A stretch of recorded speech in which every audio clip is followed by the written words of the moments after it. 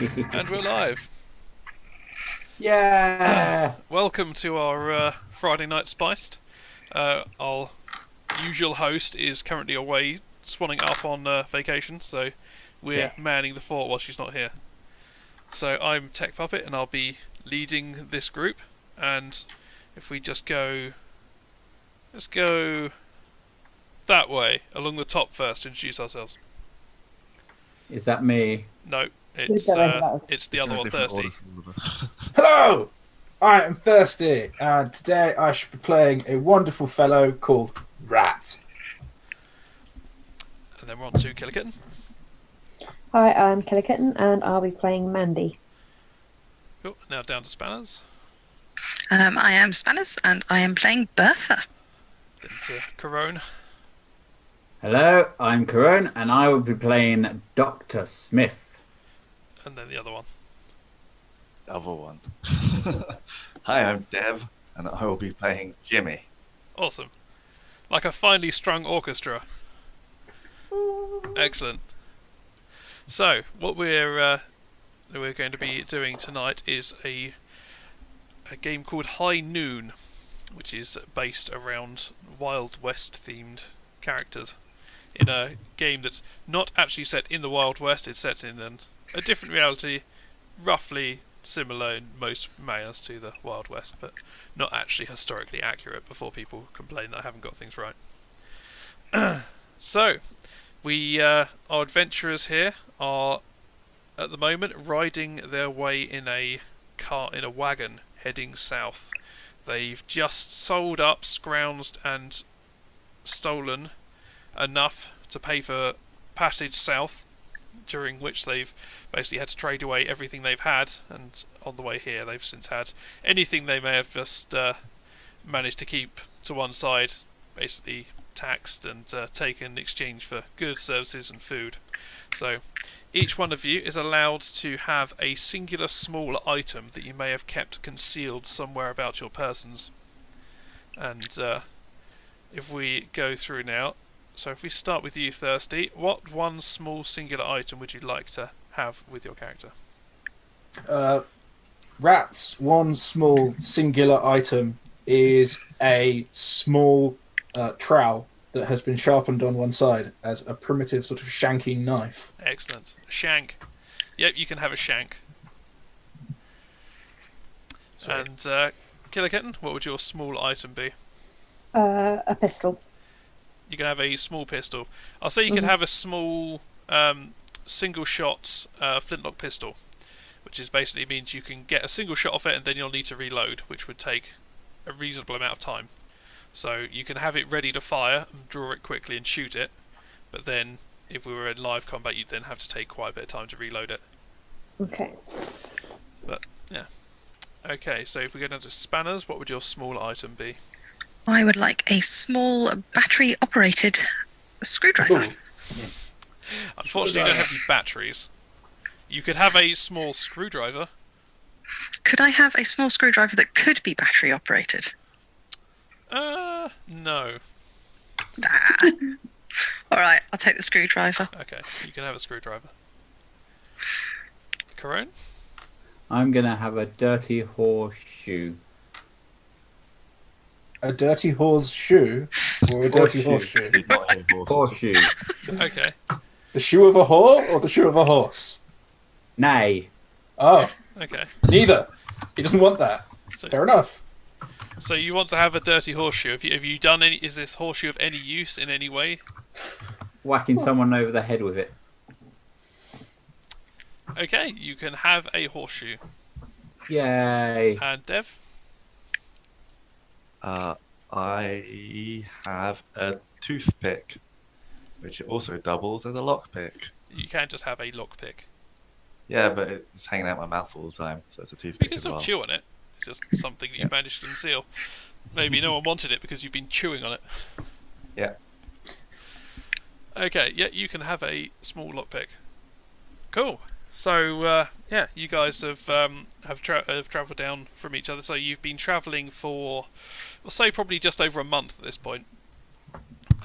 You've had all the food and water provided for you, and it's been allocated out to you. You basically, at the moment, you have on you no spare food, no spare water. You're given cups of water and food at set points throughout the day, and you're just now hear the sounds of wagon drivers and shouting and kind of making more of a racket than they would normally do, and from their shouts it sounds like you're approaching the town of High Noon. Cool. So, is there anything you'd like to say or do while before these wagons come to a halt? You've probably got a few minutes of still bouncing around at the back of one of the covered wagons. I assume we all know each other and are. Yep, you guys will have all travelled from. You started off in a town, well, a settlement far to the north, which was kind of like a scavenging compound. You basically used to rummage through wreckage of an older civilization that was there before, and you basically go digging around trying to find useful bits, and you'd bring it back, and you would have a group master, or someone called them slave masters, who would basically then trade you goods that you'd scavenged in exchange for things like food, water, and such like. But it was a pretty crappy living because you basically got given sod all in exchange for lots of hard work. So you guys built up a little secret stash of enough things to trade, so the next merchant wagon that came through you managed to barter passage, and that's how you've ended up here. What are we doing here? Why are we going here? Because life was really rubbish and this was the way the caravan was going, and you We're guys going decided... here to settle down, have a quiet life. That may not make a very exciting campaign. Well, say you've... Let's open a pub. You could definitely try and open a pub here. Say that you have actually you've turned up wearing some slightly ragged clothing. It's functional. It works. But that's basically the only things you have to your name right now. So if you'd like to try and open a pub, you can do. But you're going to need to put some bits of wood together and nail it to actually make that work. Okay. Is there a pub already here? You don't know. You haven't turned up yet. You're still in the wagon at the moment. Imagine there's some sort of saloon. Possibly. With foldy doors. But say, before you leave, is there anything you wish to try and do before you're here? Like, because this is a merchant's goods. I mean, there's nothing of value in the cart with you at the moment. There's there's probably some boxes and things that you would have been stashed in the cabin with you. If you wanted to have a rummage before you go, you can do. There is the floor of the cart. Yeah. No, it stands to reason that your people, so you probably wouldn't have been loaded into a cabin with any real goods, but unless you've actually been rummaging around during the trip down here, you probably wouldn't necessarily know what was there with you. Is it just us in the cart? Yep, just you 5.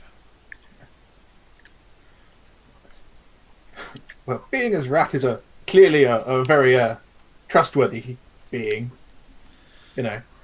I'm definitely sure that Rat absolutely wouldn't go through someone else's boxes. Okay.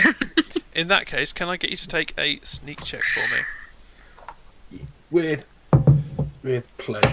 And is this something you've been waiting till now to do, or is this something you've been doing over a period of time? This is something I probably waited whole milliseconds to start. Okay. So you've been doing it for a while. Okay. Yeah. That was a 14. A 14. Okay. As you've been basically doing this for quite a while, when you've been kind of getting off in the caravans and wandering around, you've been checking out the other carts, and you know that the one you've been put onto is basically low value supplies. So things like there's a few like animal skins and things in here to trade. Some of them have already been fashioned to basic things, like there might be a backpack and some water skins in here, but most of it is all pretty trivial stuff that wouldn't be particularly valued or particularly worried if it was damaged during transit. Some of the other carts have, you assume, more valuable goods in them. Are you going to try and lift like one of these water skins or a backpack or possibly like a jacket from this thing, or are you going to go for something more valuable? I am definitely going to start off by lifting a backpack as early in the trip as possible, and possibly like trailing it in the dirt as we travel. So it's like, this is just my beaten up old backpack. And I'll be like, hey, what are you doing stealing like a perfectly new backpack? Well, it would have been if you were carrying it around. It would be fairly obvious the first time you kind of got out the caravan with this, because you're basically while travelling, you're in the wagon, and then when you stop, someone comes to you with water and things. So you could have been trailing it behind the wagon, but you do have a driver behind you in the wagon there, so he would notice if you started waving things out the door. Okay. So you could have like stolen one, like managed to like fit it in your clothing or rolled it up and stuffed it down your trousers or something. I've scrunched it up and like hidden it up my shirt, and then like I've got like when the wagon stopped for some reason, I've got like I need to go and take a shit. Yeah, like, that's fine. Rubbed it in the dirt. Yeah, so you've got yourself a backpack. Yeah, got myself a dirty old backpack. Yeah, and probably scented. You can have one. You can have a water skin as well. Cool. So you've got a backpack and a water skin, but with a 14, I'm afraid that's all you've managed to actually steal on that trip. Yeah, well, I did only roll a 4. I can't really argue with that. Cool. So anyway, you've grabbed this from wherever you've been keeping it and kind of stuffed it back up your shirt just as the wagons come to a halt, and you hear the sound of someone jumping down from the seat at the front of the wagon. They come back and throw the little kind of cover at the back and say, "Oh, off! Just stop." Hop out of the back. Yep, jump out. Cool. All right. Jump down. As soon as you start to get out of the way, he starts picking up, grabbing kind of armfuls of these furs and throwing them over his shoulder and walking off towards town. You see that the wagon's basically just come to a stop in the road, just at the edge of town. It's a it's extremely basic settlement. I mean, most of these buildings are very ramshackle. They've been put together with whatever materials were available at the time, so most of them are wood, but it's not well-fitting wood, and you can tell that it wasn't made from particularly sturdy timber to begin with. It's kind of basically like people have found scrub bush and taken the branches off and then assembled it into rough shapes. But it's very dry around here. The whole area is very dusty. It's kind of hard-packed dirt all around, and as the wind blows, it kind of lifts up this layer of silt, and you have clouds of it wheeling around as the wind blows. But other than that and cactuses, there's really not a lot around here. Occasional patches of scrub grass, but it's a pretty desolate area. Is anyone looking after the wagon?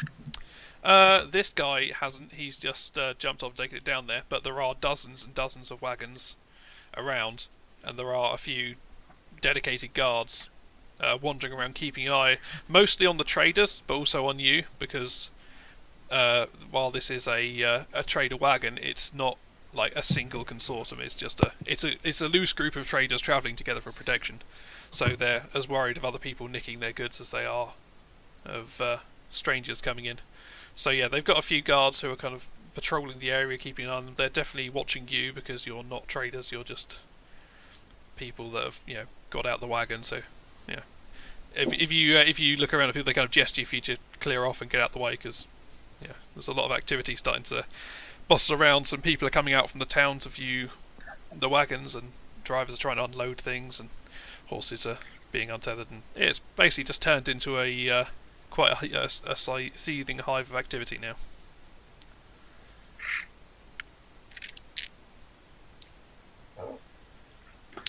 Right. Is there a pub? Yes, there is the largest structure that you can see up ahead has a pair of swinging doors that don't actually quite match up. They're slightly offset each other, but yeah, you can see and you can hear. Well, like as soon as you move away from the noisy edge of town, the vast amount of noise is coming from this large central building. And you can see there's an oversized horseshoe hanging above the door.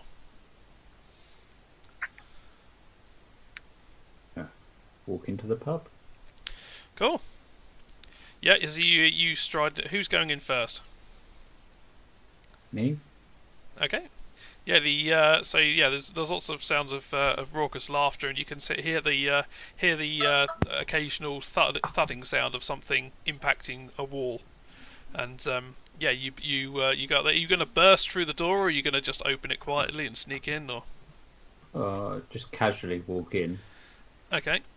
You casually walk in, you just swing the door open, and for a few, there's just this wave of sound washes over you, and then over a few seconds the noise kind of drops off, and you see that around you there's a load of these benches that have all just been stuck wherever they can fit them. They're all pretty rough carved things. There's a few low tables around, but mostly it's just people sitting on benches, and you can see over directly across the room from you there's a rough clad bar with drinks all over it, and to the right there's a group of people who've been throwing an axe against the wall trying to hit a target, and that's what this thunking sound was as you were going down the road. And gradually the noise kind of peters out and people kind of glance over looking at you. You see they're kind of a bit surprised because you don't seem to be traders and you're definitely strangers. So you kind of see like this range of things rolling over people's faces as they kind of like, oh, the traders are here, and then oh, they're not strangers. Yeah, they're not traders. They're not residents. They're strangers. Strange folk from a strange land come to take our jobs, take our homes. Yeah. Don't forget your women. Yeah. I'm just going to walk up to the bar and go, 5 glasses of gulping whiskey, please. There's an old bartender. He's got a wing of white hair around his forehead, but he's completely bald on top.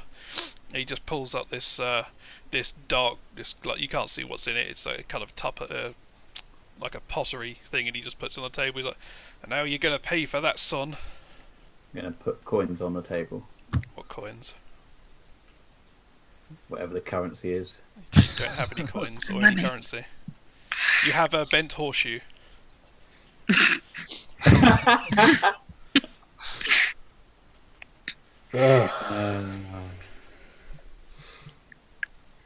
going to hide under the table. He's about to pay with the oldest currency there is. The bloke just leans over like, "You've got nothing to trade." There's the door. Okay. Someone go and rip it off. I'm going to go up to poor old Doc Smith, who's clearly forgotten that we have no money, and we've got nothing to trade. So maybe what we could do is. We could barter.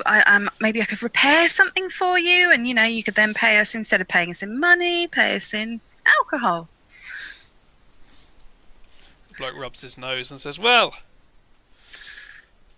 he looks at you up and down. He goes, "Oh, you look." He looks like he was about to say something and then changed his mind. Considering that this dude is standing roughly about 5.5 foot tall. You are towering over this bloke. You are a huge, gigantic woman who's spent most of her life working a forge.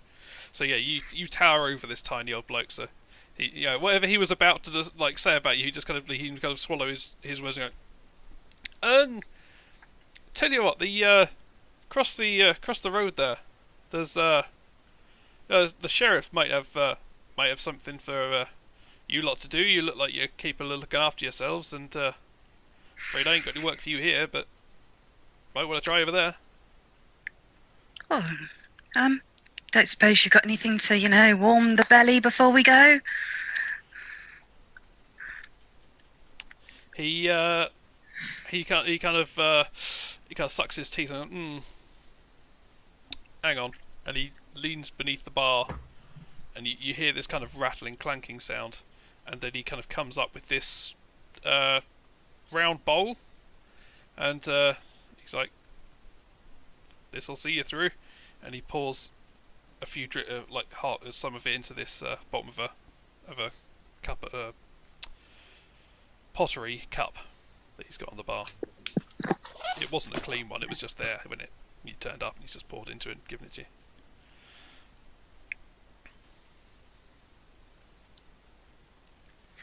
Oh, that'll do. And then I'm going to take it. I suppose I take it like that. It's just a clay pot. He just literally pulled this tray out and just drained it into this cup sitting on the bar. Okay, and then I'm going to offer it to Doc to start off with. Okay. Cheers. Take a little drink. Are you going to take a small drink, or are you going to just like chug this whole thing down? No, take a small one. Make sure it doesn't kill me first. Okay. Well, you're not craving after your long trip through the desert. No, he's thinking cleverly. He's like he's made it all this way. He doesn't want to die now for a drink. He's actually thinking about it. Okay. In that case, take you're just a little. you have a bit of a problem with alcohol, don't you? If you don't drink something hard every 6 hours, you take a point of suffering. Okay. So considering you haven't had anything haven't had anything solid to drink apart from occasional things you slip from one of the guards, you probably haven't had a serious drink in almost a month at this point. Oh. So if you're going to try and not just drink this thing down, I'm definitely going to need you to take some kind of mental endurance check. Okay, that's fine. Because for the drunk doctor, this is the first the world is cruel and sober at the moment, and it's not a way you want it to be. So you want me to That's take just an exposure addiction. He's clearly addicted. Yeah, I mean you could take an addiction check, or you can take a mental endurance check. The choice is yours. I think they're both the same score, so I'll go with mental. Which is 9, 10, 12. 12. Okay, yeah, your hand is definitely shaking as you go to take this drink. The smell of it alone, and you can definitely tell the smell of it. It's giving a very interesting smell. It definitely smells like something's fermenting. Mm-hmm. So yeah, you take a sip of this, and it is probably one of the most rancid and unwholesome things you've ever drunk. Clearly, this must have been like the catching tray for some kind of like leaking fluid, and God knows how often this thing's if this thing's ever been emptied before. Yeah, this is probably just the kind of thing he keeps to catch some leakage under the bar. And judging by how hot and humid everything, or hot and dry everything is around here, it's probably possibly this is the first time it may have ever been emptied. I'm gonna try and hide the fact that it's rancid and go something like, I'll need you to take a poison endurance check if you're going to try and play this off as not being absolutely vile. Okay. Same again. 12. 12. Okay, you kind of take a mouthful of it. You kind of do that thing where you kind of hold it in your mouth and kind of go, and yeah, so I don't think if anyone was paying attention to you, they definitely would have been like, that looks really nasty. But if anyone wasn't paying attention, then you might be able to try and pass it off. I mean, the rest of you are being kind of given the glare by everyone else in this bar. You basically just walked in, announced you have no money, and then got some free drink from the barkeeper, which is, despite it being pretty unpleasant, is probably irking some of these people who have had to pay good money for their alcohol tonight. I think we should take our leave. I think you hear one of this bloke steps forward, who's this bare-chested bloke with a wild ginger beard, and he's holding one of these axes that the blokes have been target practicing at the wall. Like, hey, I think you're right. Get your mates and fuck off, ain't you? Well, he's a pleasant gentleman. Right, let's fuck off. Scurry immediately out the door. Okay. Bye. Sure. Yeah, let's go find the sheriff. All right. Yeah. Seeing you leave the bar, he turns around and hurls this axe back into the target. And the loud thunk, and then noise basically resumes back in the bar as normal. And yeah, you step back out into the street. What a prick. Well, you're probably a little surprised to see us tonight. Yeah, wasn't expecting to see intelligent human beings. Like me. Anyway, standing out the front of the bar here, directly across from you, you've got the what you can tell is the sheriff's office just across the way from you. It's and then if you look to your left, you can see down the road. It's basically one street. It's basically the entire town. And looking along to your left there, you can see there's a general store just off to your left there, and you see there's a couple of burly-looking blokes, looking quite grubby, and you can see they've basically got the trappings of like mining equipment there. So it looks like these guys might have possibly either just about to go or just come back from a mine. Judging by the grubbiness, you'd assume just come back, but no one in this town is particularly clean. Water is kind of quite a treasured resource around here. Using it for something as base as bathing is frowned upon.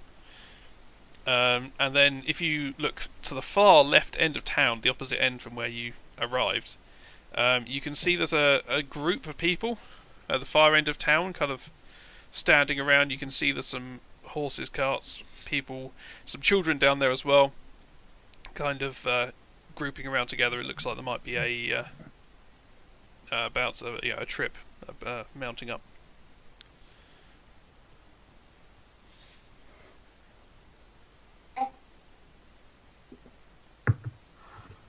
Yeah. So, what are we going to do? Because I tell you, working for the law doesn't really strike me the right way. I'm not a law dog, really.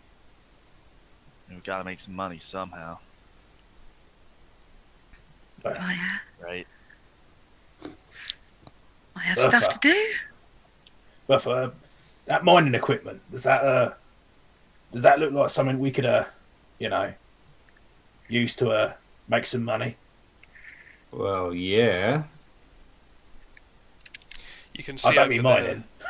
You can see over there. There's basically things like they've got some like picks, hammers, and wrecking bars, and you also see they've got some like pans for shifting through material as well. So yeah, maybe there's gold in them there hills. Seems like it could make us a bit of dosh, you know. Be alright. Could smelt it down.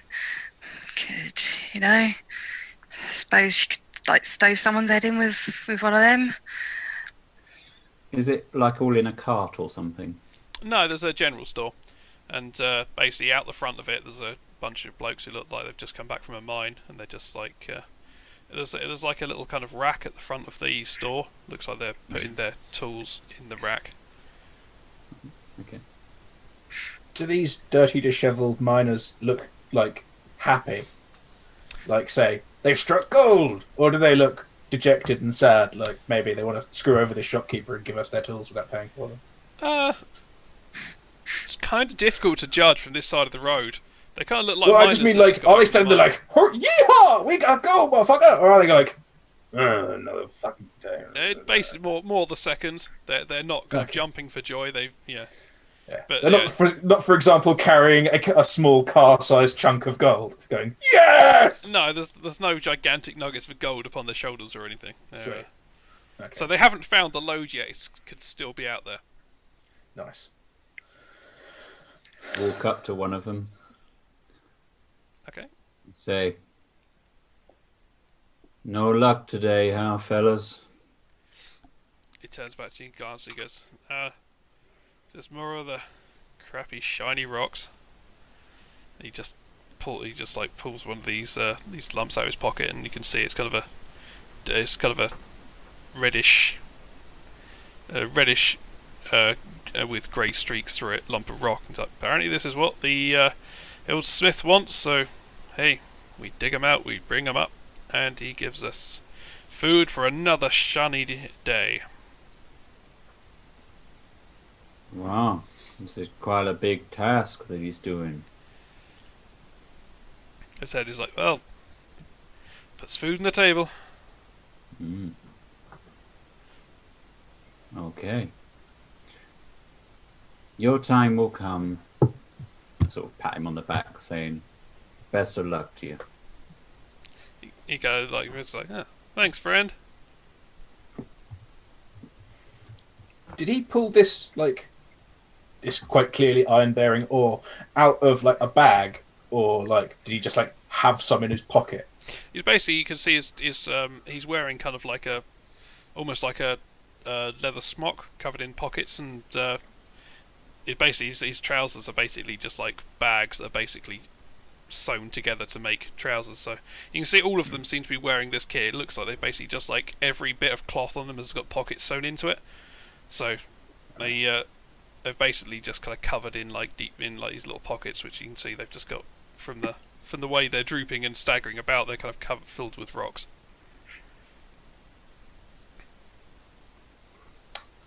Fuck. So it's not like a nice bag full of valuable metals that I could just cut off and run off with. No, the shed there kind of basically there's like a little story, like a little kind of like like a little kind of like wooden cage at the front.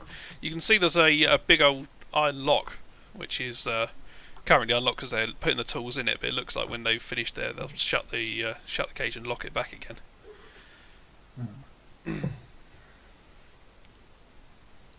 That looks very, very interesting. Might have to revisit that as a possibility. Okay. But not while like 4 burly men are putting things in there. Yeah. Basically, it'll take about another 10 minutes before they've basically unloaded all their stuff, and then they head off down up the to the right up the road towards like where you came from in the carts. Could we create a distraction so they forget to lock the shed? Could attempt to. How are you going to try and distract them?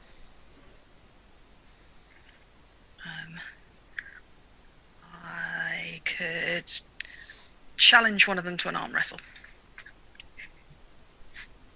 All right. Wrestling. So one of the I'd say these guys are all fairly burly, but then again, so are you. And in stature, you're probably to equal, possibly slightly larger than most of these guys. So you see, he turns to an arm wrestler, and you got one of the younger ones there who's still got all his hair. It just goes, "Hey, you're quite pretty, but I think you'll find I'm going to have you in this one." And he gestures over to this to a water barrel that's just over, or like a barrel which is just to the side of the thing. He goes like, "Oh, come on then," and he just kind of comes and leans on it. A few of his mates basically just kind of like leave what they were doing and kind of gather round. You see a couple of them are kind of like bartering little bits and pieces amongst each other, betting on like who's going to win. Okay, so yeah, I'm going to go over there, and as I walk over, make a sort of face, and offer my arm up to beat this guy into submission and embarrass him. Okay. Is anyone going to take up on any of the betting that's going around? Nothing to bet. You've got a We've lot got nothing to bet. We've got nothing to bet, and it's not a monetized system, so we can't steal their money. No, but they have. They're the only miners we've seen in town, so if we nick their iron and try and sell it, everyone will know what we've done. Yeah. But I mean, the little bits and pieces they're trading around could be, if you wanted any more bits for trade. I mean, a couple of them have got some of the particularly shiny bits they dug out the mine. And one of them even has a small coloured stone. I mean, we could bluff and say we've got stuff to trade, but then we're kind of relying on Bertha winning. True. Yeah. We're screwed because we have no weapons to defend ourselves if they suddenly go, well, fuck it, we're going to take you anyway. Yeah, I got a horseshoe. How many of these guys are there? There's 4 of them. Right. We've got one I am old going guy. to take. two I'm going to take a middle-aged few and steps youngster. back and like push the other guys forward. Just be like, "Come on, like cheer, Okay. make a scene, you bastards. Go on." Because I have no charisma, so I'm absolutely without guile. Okay. Go on, you fucks. Alright. I'm going to go over to the shed, which they still haven't locked, and just attempt to nick stuff. Maybe Okay. just like move it round behind the shed. Okay. I'm going to look over at Mandy at this point because I reckon she's possibly the brains of our operation, and see if she's going to agree to all of us trying to kill ourselves.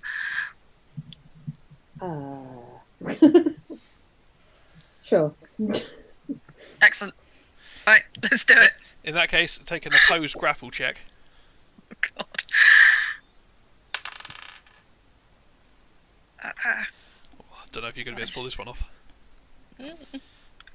Is that bluffing talk? 14. 14. Okay, the lad sits down, he like thumps down his arm, and he's like, right, let's go. He spits in his palm, holds it out there.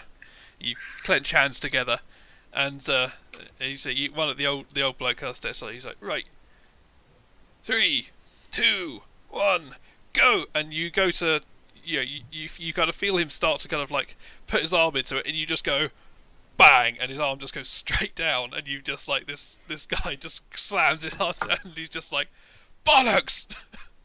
As you've just completely, utterly trounced this bloke. He didn't even have a chance. It was like one of those things where it's literally just your hand was up and then down. And this bloke is now, his face has gone red. His ears have gone really bright, vibrantly red, and he's just coughing and going, slips. And he kind of does like a small stumble to the side to try and like show how he clearly trips, and that's how everything went wrong here. And the old bloke just cuffs him around the head and was like, "What the hell's wrong with you, boy?" I think I've only taken like 6 steps. Suppose you won that one then. Anyone else? Anyone else gonna join in and throw anything in there, or? What are we bartering with? Well, no, just anything. What are you doing while this is happening? Yes, the entire distraction while I try and thieve things has lasted 12 seconds. I thought we were bet we could just get things off them by winning. I'm going to try and. So you never actually put anything forward. Yeah, you have nothing to put forward. That was the whole point of us nicking stuff, is that we have nothing. I'm going to arm wrestle Bertha. You're going to wrestle Bertha? Yeah. Okay. So, right. All right. A long time. The guy like look at the doctor, kind of like his weedy arms and his kind of like complete lack of general physique and healthiness. You're still slightly kind of like your hand's still twitching slightly from like that brief taste, that smell of alcohol that smelt so good and tasted so bad. It hasn't really quenched that kind of longing within you. So the hand's still trembling when you sit down to this wrestle now.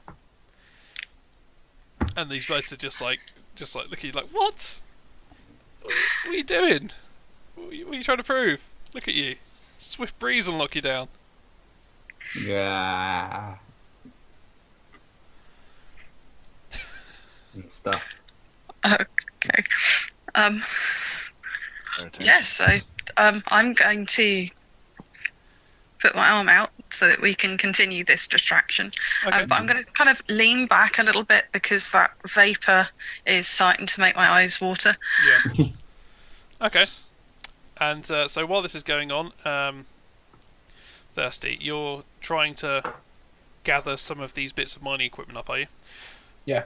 So there's basically the tools they've got there. They've basically got standard kind of like tools for like breaking rocks apart. So they've got like pickaxes, they've got like hammers, they've got some they got the little wedges of wood that you jam into cracks and hit with them to try and break rocks out. They've got some wrecking bars, which are just some like heavy iron bars. Do they have any mattocks? Yeah. Excellent. Alright, I shall help myself to mattocks. Okay. It's the maximum steel to the minimum handle. If nothing else, we can just sell it to the smith. Okay. Okay, so you're going to try and grab one of these. Can I get you to take a stealth check? Hell yeah. Is anyone else going to do anything to try and aid this distraction? Because at the moment you've got a contest of a gigantic smith woman about to take on a shaking doctor in an arm wrestle. So as exciting a spectacle as this is going to be. The distraction will be that it will last longer than they expect. Okay. I got a beautiful 17. Okay, yeah, you managed to. As soon as he goes for the rest of the first dude, you just like you stepped in behind her and just picked up one of these and just shifted it behind you, and it just disappeared into a recess somewhere. So yeah, you've managed to lift this mattock, Yeah. probably stuffed down back of your trousers or something. What I'm going to do is I'm going to just literally just, like grab this thing and just like walk around the back of the shed and put it down. Okay. So I can just keep making short trips rather than trying to run off with it or anything. Okay. There are also a couple of pans there as well. So if you ever wanted to try and sift through loose material for anything, they do have a pan there if you want to try to steal that. They have a series of them. They have a small one, a medium-sized one, and a large one. It would be quite difficult to make off with the large-sized one because this thing is like almost a metre across. Yeah. Yes. I think if this distraction continues, I'm going to I'm going to put the small one in the medium one. Attempt to sneak them out both out at the same time. Okay, yeah. So you are about to go for this arm wrestle. So the miners are kind of starting to lose interest because you two do your grapple check and Right. grapple with each other. See how well this goes. I'm going to lose to a drunken doctor. To be fair, you're both players. You can like willingly like extend this. You can not take it seriously. That's 8. sort of the idea. Isn't it? Hang on. Which appears to be 8. You got 8 in total. Crap. Hang on. I've got the character sheet. I don't think I need it though. Did you just roll an 8? No, I rolled a 7, but whatever I've got on grapple is going to at least equal that. Yeah. I think the minimum you should have is 2 strength. Yeah, so I've got 10. So Smith, you're go on. How does this play out? This big burly Smith and this weak trembling doctor arm wrestling. he was breathing on me. That's it. Go on, play it up. You start coughing and lose. I'm just gonna like gently keel backwards and like and just like fall off the back. And just kind of lay there and go, when did you last brush your teeth, man? For God's sake. The guy who just lost you finds this absolutely hilarious, and he's almost fallen to the floor laughing at this, that this tiny little doctor kind of beat you. The rest of them are looking at you with a kind of a surprise, but okay, didn't see that coming. Maybe he's not as weak and useless as he looks. I'm going to leap up from where I am and sort of punch the air and then start flexing my biceps and everything. Okay. Are we done with stealing shit? The white-haired old guy says, "You guys actually you're stronger than you look. If you need some, if you're looking for work, I could probably get you something in the mines. It's not much pay, but puts a roof over your head, food, drink." Well, I have to. We're good. Yeah, that. Well, if you change your mind, just come back. And the dude walks into the general store. Okay. And I think with this, I'm going to walk past the doctor towards the other and just like pick him up by the waist and just like walk off with him. What's that, the doctor? I'm going to wave. Yeah. I'm going to wave goodbye to them as I go. Okay. Yeah, the bloke kind of like stepping through the door just kind of stops, turns around and looks and just like kind of stares in disbelief as you carry him up the street. So are you heading up the street back towards the caravans, where the bloke pointed out the smith was, or down towards the other end? There's a gathering of people at the far end of town, but you did also hear the bloke saying that the smith was at the other end of town. Like we need to find work or something, but not like a 9-to-5 job. That's not interesting for a stream. Yeah. Right. Did I manage to get away with the pans? Is the question. Yeah. They've one of the as they're halfway up the street, one of the lads just the young one that you beat just suddenly curses, runs back over and shuts the door and puts the lock on it, and then runs back across the road to join his mates who just run to the pub. But he didn't notice anything was missing. Okay, as Bertha and Doc are leaving, I'm just gonna to Jimmy What? I'm standing behind the shed Oh, right. Walk over. It's right, I've got a pair of mattocks or just the one? You got one. Okay. I've got a mattock and these two big old panning trays. Like, right. We need to move these. The hell do you think we're gonna do with them? Well, presumably sell them for metal. Right. See what I'm thinking? Or maybe we see like if anyone else is coming to town, and we sell it to them. There's one of those merchants up there. Well, yeah, but if we walk into the general store with the people we just nicked these off, No, I'm not saying a general store. Got the merchants. You did just come in on the merchant train. Yeah. yeah, but they're probably not going to Maybe. leave a mining town with mining. I gear. assume they ain't from around here. So, I mean, they probably visit, but they ain't from this place. Fair enough, I suppose. Right? Well, yeah, but We ain't right. from this place, and we came with them. yeah, but they know that. If Alright. the people they brought in with nothing are selling them stuff from I here, mean, you know, if we sell it to anyone here, they're gonna know where it came from. So, I would point out that the merchant train you came in with isn't just like a single merchant overlord or anything. It's like loads of little merchants who have grouped together to move you. You would have struck a deal with one of the merchants to have room in their wagon. yeah. So it's conceivable Oh, yeah, that but, most of them wouldn't even know you were there. That's the thing. Like any crime we do here is massively traceable. It's also the easiest way to access things. I mean, we could always do what the barman said and go to the sheriff. Yeah, I mean, we don't have to follow the law while we're doing it. You do see some red streamers on the sheriff's door, which you know is the sign that there are bounties available. Bounties. There we go. We ain't got no weapons, but Got a mattock. true. Get him, lads! We got a hammer. No, we have a mattock. That's far better than a hammer. It's a combination pickaxe shovel. It's way better than a hammer. With a horseshoe attached to it. Yeah, you can keep your horseshoe. Hmm. You can fashion a crude shield from the So back. you do also have one gun anyway, because one of you has a pistol. But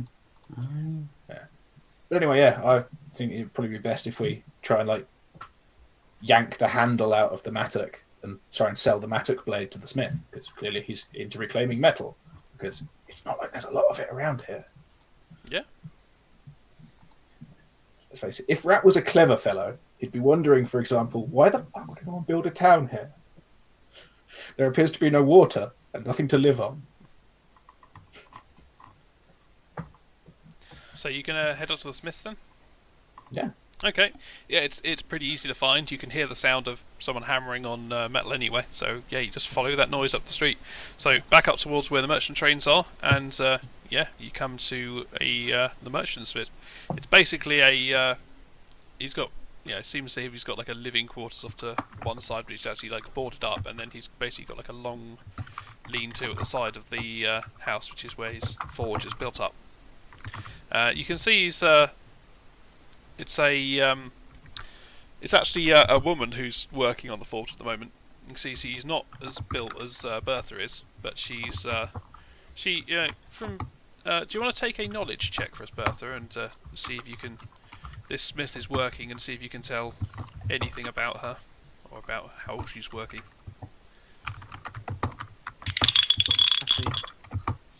9.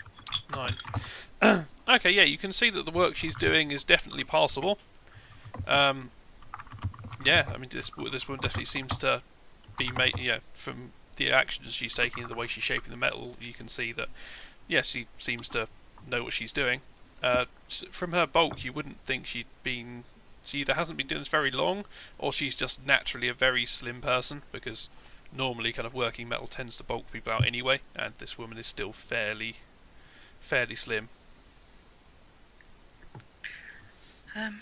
Okay, so I'm going to come in and kind of look like I'm like admiring what she's doing.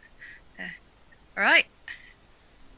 She goes, a minute, and just kind of finishes hammering these, and then just drops what she was working on into a barrel as a big puff of steam, and then she turns around and goes, "Hey, how can I help?" Nice work. What are you working on? Oh, just some shears. Just Cheers. yeah, odds and pieces around town. Work's been a bit slim recently, but still got a few orders coming in. Much cool for gardening equipment? Well, yeah. I mean, we do have people, trying to cultivate some food out there. It's pretty harsh conditions, but a few people have had some joy trying to grow some tough fruits out there. Not really my area, but hey, if someone wants to buy shears, I'll make them. Alright. So they're like growing stuff and getting food. Is that close? Yeah, just outside of town. If you head on out, she just points kind of slightly diagonally off out of town. So yeah, if you take walk over there about 10 minutes, you should start seeing off there. We've got a few fields. Mm-hmm. Cool. You got any orders for anything? More exciting. Something you can get your teeth into. She sighs, as I used to, but unfortunately since old John moved into town, the orders have been drying up a bit, and I don't have as much work coming through as I used to. You've been doing this long then? Yeah. See, me and my old husband, he's gone now, but yeah, we've been here since the town was first started, like 4 years ago. Right, you've got a nice setup. Who's this John then that's been stealing all your work?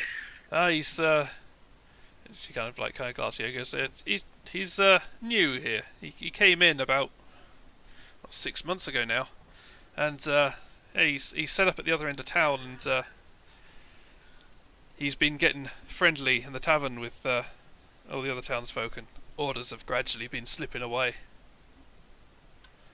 You don't go in the tavern much?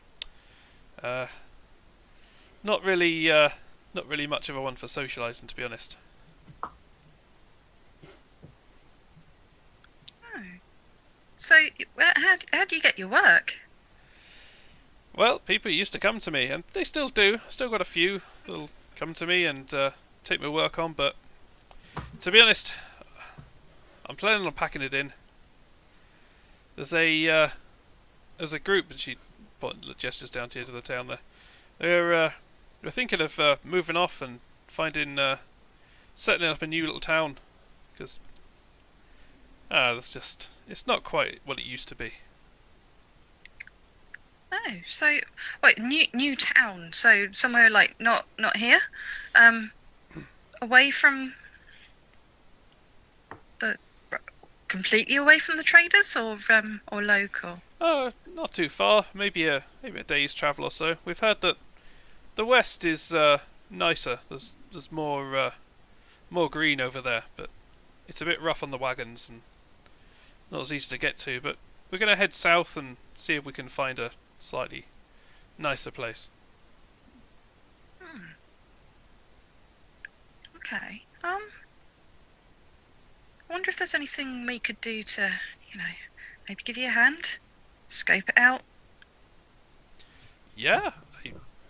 If you'd like to come with us, then yeah, we could certainly we could give you food and water, and I'm afraid we can't give you much else until we're set up. But yeah, we'd definitely be grateful, and there'd be a place for you once we're settled up, if that's what you want to do.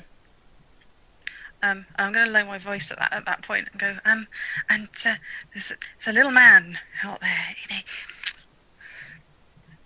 he might need a bit more than water to drink. Do you reckon that's something that could be provided?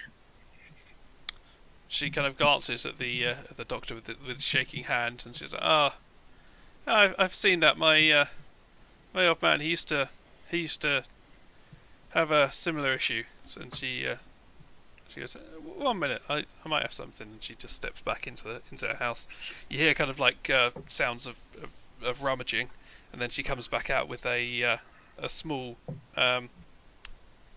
pottery jug with a cork, or a bit like a triangular cut bit of wood stuffed in the top of it, and she hands it over to him and goes, "Here you are. That's think of it as like a advance, and yeah, we'll be heading off in a midday if you want to join us then." Thank you very much. And I'm sure he'll be very grateful. You wouldn't happen to have any weapons? I mean, I'm pretty good with a revolver. I could probably help guard you guys. She's let me have a chat with the others. I don't have anything on me, but I'm sure we can. There'll be something for you if you're going to come with us and going to be looking our backs. Then yeah, I'm sure we can sort something out for you. And she just looks at her workers. I've got a bit more to finish up here, but if you could meet me in an hour at the end of town. Sounds like a fine idea. All right, I'll see you then. Just a random ass question. What's the time right now? Right now it's probably just High noon? about 11 o'clock, just before noon. Almost high noon. Yeah. I was just thinking, if we're going to go and meet someone at midday, like, we need to know what time it is now. Yeah, in an hour. Cool. When she's like, meet me at high noon, he's like, that's where we are. No, the time. Yes. Yeah. Yes. Okay. Cool. I was going to say, hello. Yeah, I realise I haven't been talking already. I don't suppose before you leave you want us to, nobble the competition. Knock old John, off the top, as it were. I know you're leaving, but do you want to wave a final big old fuck you to John?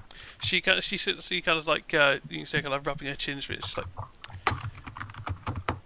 yeah, there was a few weeks ago things got really tight, and I had to trade one of my best hammers to him just for enough materials to get me by.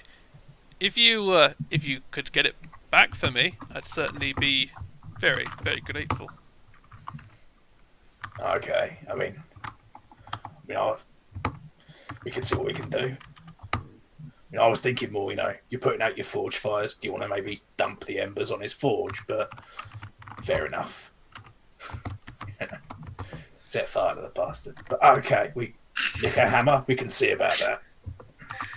She's like, I'm not a vindictive woman, but I would like my hammer back. Well, you may not be a vindictive woman, but I'm a vindictive man. I would enjoy the opportunity to stand up to a bully, if you see. She nods and goes, it would definitely be appreciated, and I would be in your debt. Now debts, that's what I like. That's what I like to hear. That's a good word. Solid word. Debt. Like it. We'll be talking about that later. Yeah. And Rat's just gonna slither out in his signature sneaky, slithery style. Yeah. Okay. Yeah. So yeah, you guys have got an hour to burn. What are your plans?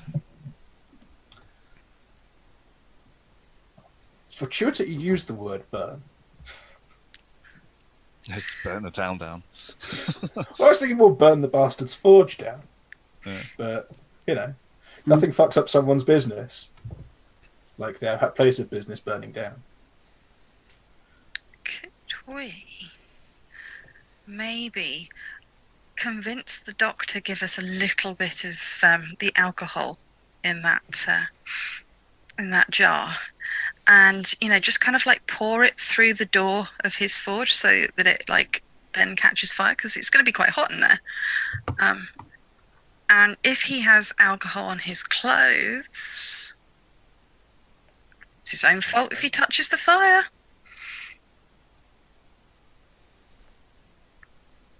I mean, that's a little bit murdery there. Yeah, settle down. I mean, I was just talking about ruining the guy's life, not killing him. This is It's how amazing what escalation you can live occurs. through. A few scars will be alright.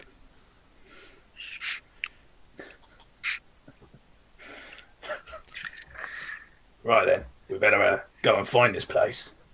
Okay. Yeah. You know, Yeah, you get it. formulate a plan. She pointed you down towards where it was, and it was down towards the end of the town, in the direction where the this group is gathering.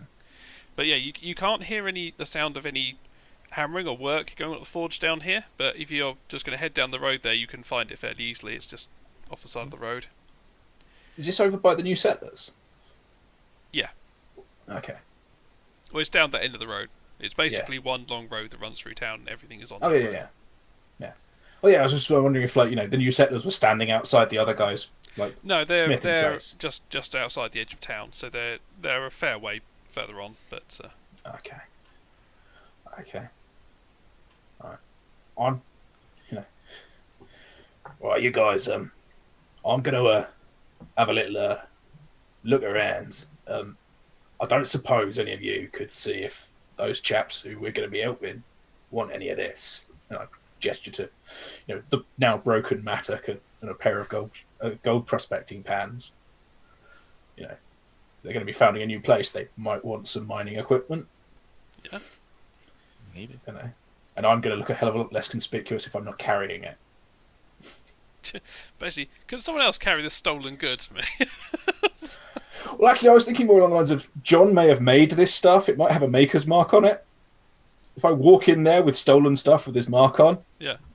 Well, at the moment, say you've come down here and you can see the forge is still it's still got some embers in it, but it's not stoked up like a forge should be, and there's no one here at the moment. So yeah, it's middle of the it's almost the middle of the day, and it's you can kind of tell there's no one here at the moment. This forge has clearly not been attended for a little while. I wanna go to Dog's Trust. Remove that, shall we? It's on your PC.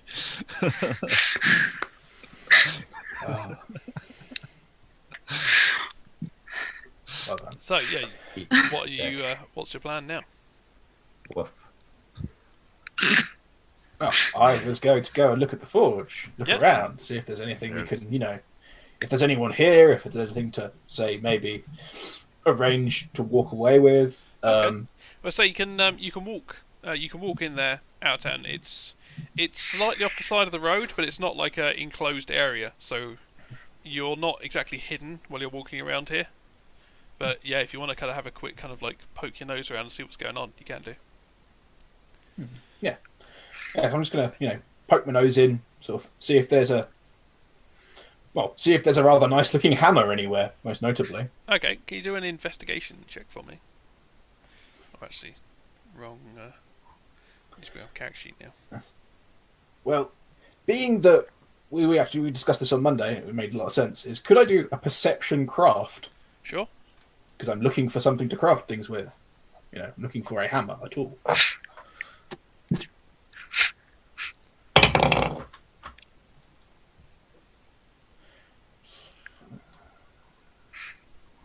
It's only an 8.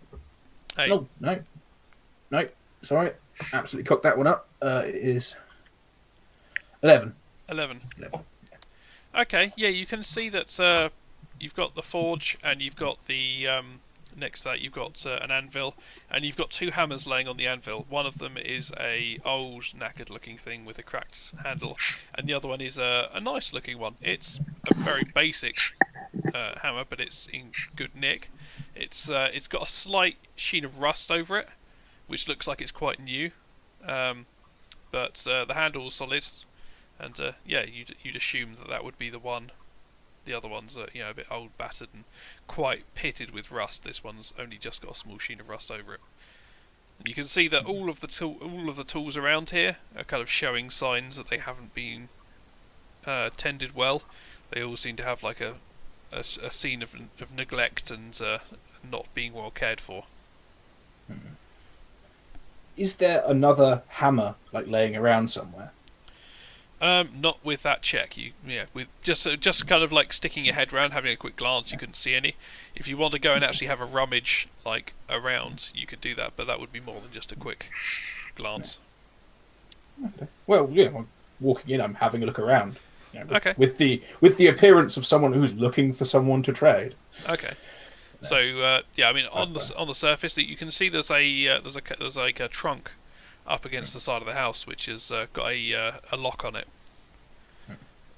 But apart from that, the two hammers are the only two things you can see around, apart from what looks like some bits of metal he's been working on. Okay. You can see what looks like it's some kind of blade, might possibly have been to make a scythe, but it's a partially finished one laying.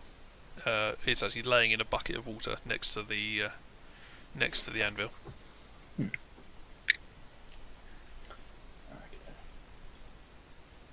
Could that scythe reasonably be fixed or finished?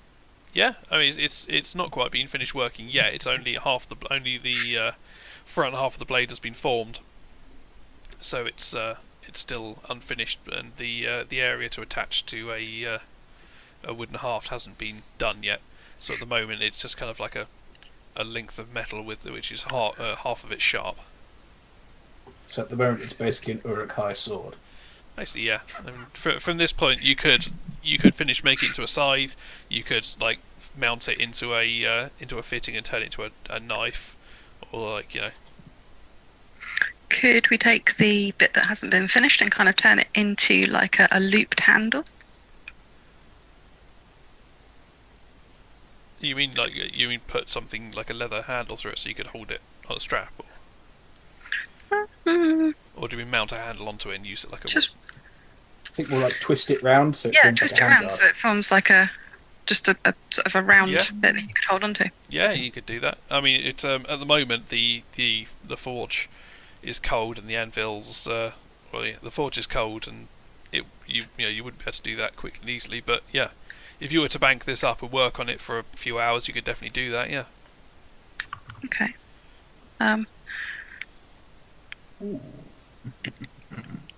Right. In which case, is it going to be noticeable if I place this in a bag somewhere? If you want to try and grab it, you can do. And do you want to take a sneak check to try and grab it, or are you personally going to grab it, or are you going to shout for or point as surreptitiously as you can for your thief to pick it up? I think I'm probably going to point and make faces at the thief. Okay. Mainly because I'm not very sneaky. Okay.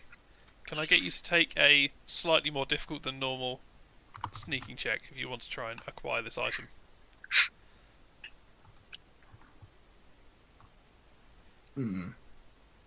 Now, you see, there's this option which the wonderful Bertha is now advocating, like directly in Rat, the small slimy man's direction, or there's the plan that he's just formed, which would probably be more likely to succeed. Okay. But he is terrified of the large woman, so he's going to try. He's going to attempt to pick up this blade, which is probably about as tall as him, and sneak away with it. He's not entirely sure how he's going to pull that one off. It's about probably about 3 or 4 foot long. Yeah, you managed to. You can sneak it, like you can very carefully and gingerly like lower it into your trousers, down your leg. Probably about the only place you can really hide like this item. Actually, I'm going to place it like into the palm of my hand and then hold the mattock handle with the same hand, because they're both long, straight pieces of material. So obviously, if someone's looking at it from the right side, they're going to see me holding the blade. But if they look at it from the other side, it's like, look, I'm holding the mattock handle I came in here with as my walking stick. Woo! Okay. I'll say that's okay. Because a scythe blade is going to be like easily 3 or 4 feet long. Yeah, it's about 3 to 4 foot long. Yeah. And Rat's only 5'4", so he's probably not going to be able to shove that down his trousers without it like sticking out a considerable distance, or making himself look very impressive. Yes. Yeah. Or slicing Cutting himself something open. off. Yeah, he's quite averse to that. Okay. Yeah. Okay. So you've managed to somewhat conceal this thing, as long as people look at you from the right angle. What are the rest of you guys doing?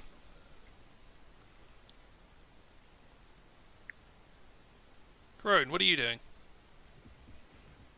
Unmuting myself. Other than that,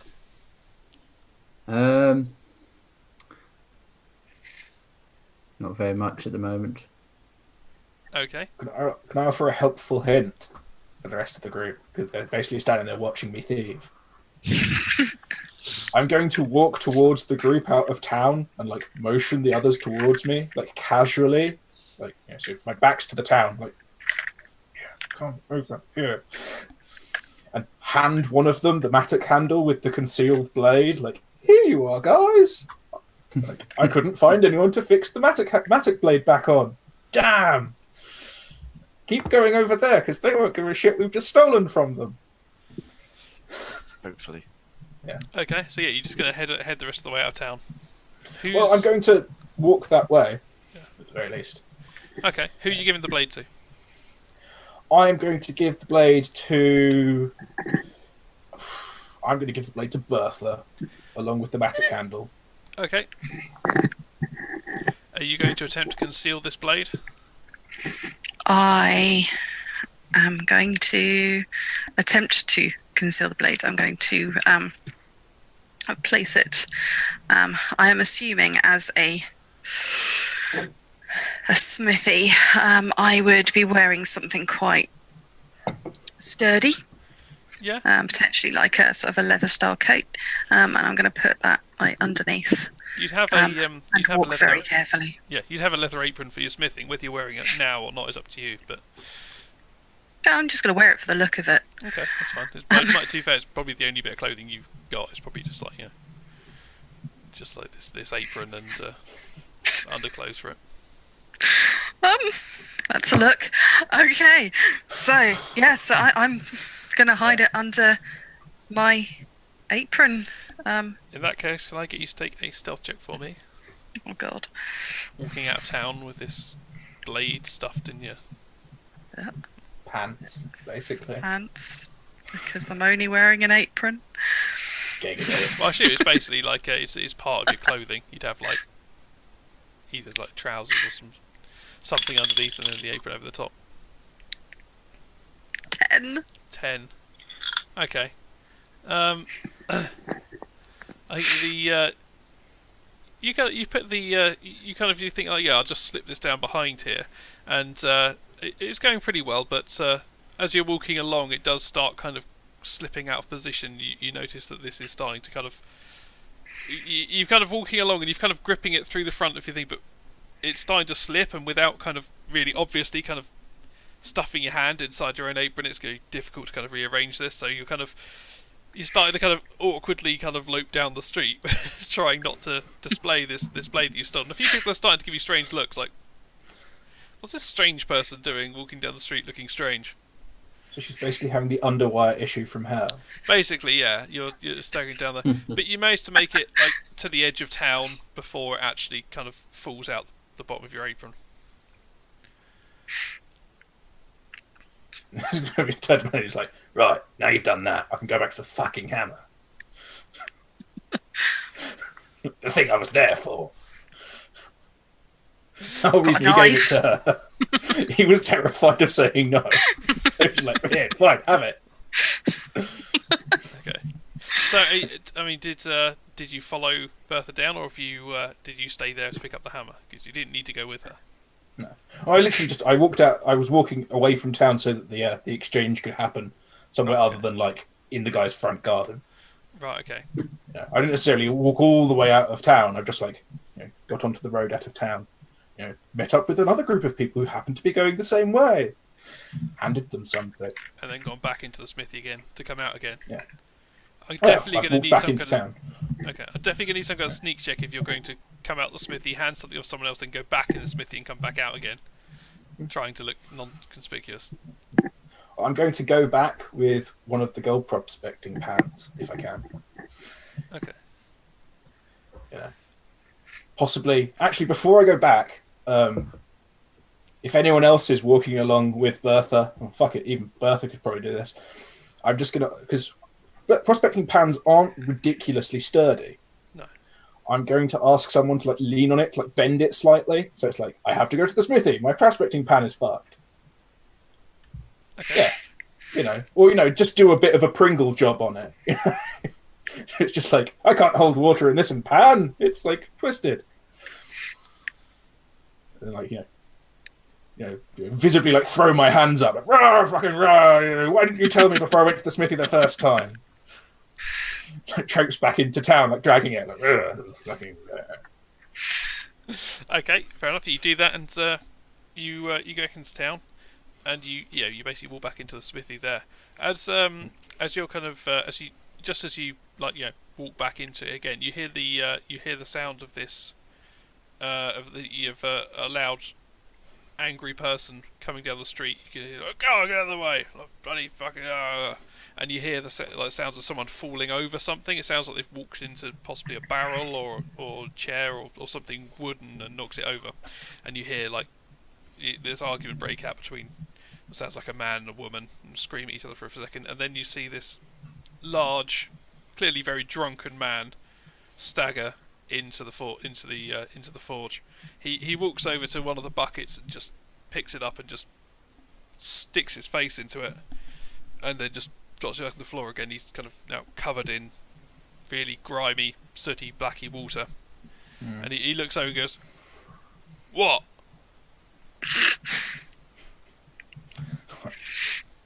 My pan's fucked. He reaches over and grabs it and just looks at it and sees it's kind of slightly bent out of shape, and he just picks it up and goes and just kind of gives it a bend and straightens it up, and it's like, yeah, that looks pretty good. So what you got for the work? I was trying to get rid of it. Oh, well, yeah, I'll keep it. And he goes over and leans up against the side of his house. Right. Well, I reckon that's worth, a little bit of something. Well, broken it weren't. Yeah, but you just fixed it. You're going to get a lot out of that. I am now, yeah. Yeah. It's because I fixed it. I don't even know you're going to use it as a pan. You might just melt it down. Might do. I just sold you valuable materials. You gave me a broken pan, I fixed it, and now I got a working pan. Unless you got something to give me. Fucking do, Basil. Yeah. I was thinking maybe I could give you something else, like let me see. I can't remember if you still got the fucking matic blade or not. I assume you've still got it. I don't think you've given it to anyone or anything, have you? Yeah. Right, yeah, I'm gonna open the backpack that I actually have and pull out the matic blade. Be like, right, I'm gonna be with them lot, moving on. So we're gonna need obviously some tools, make new settlement. I will trade you this, and it's a fucking great big matic blade for that hammer. The rusty one. It looks a bit shit. Come on. Let's have a look. And he examines it. Kind of think, Are you going to try and upsell this? You going to attempt to barter with him if you want to try and make it a pit, try and inflate its value? Well, yeah, why not?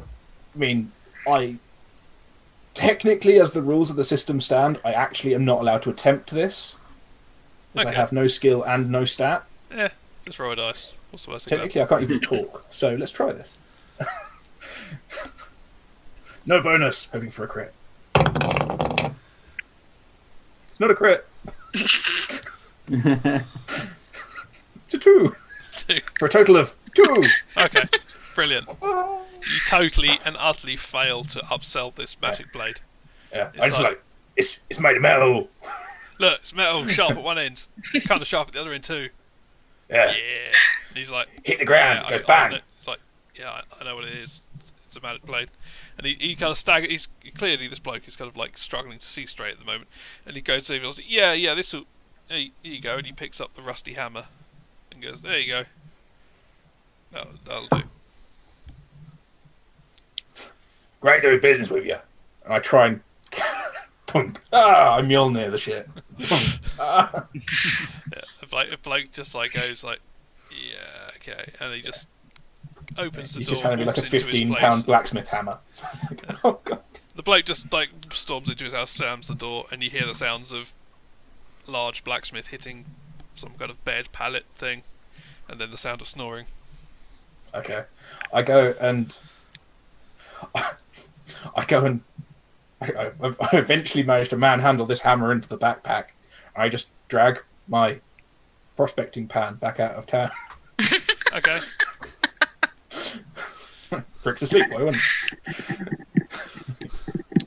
Okay, so you've turned back up to the rest of the group with your prospecting pan and a hammer in your backpack. Yeah, I'm definitely going to offload this hammer. Yeah. I don't care who to. He did give you the old shitty one, by the way. Oh, did he? Yeah. Oh. That's what he said, the old rusty one, rather than the nicer one. You could swap it said over both if of you them were like. rusty. You didn't even say. You said one was had a broken handle and the other one was rusty.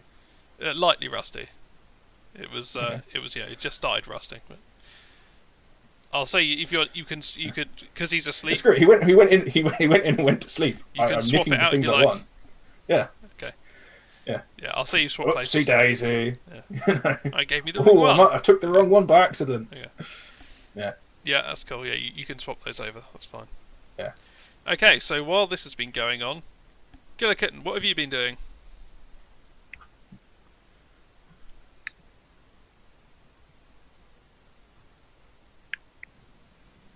Watching?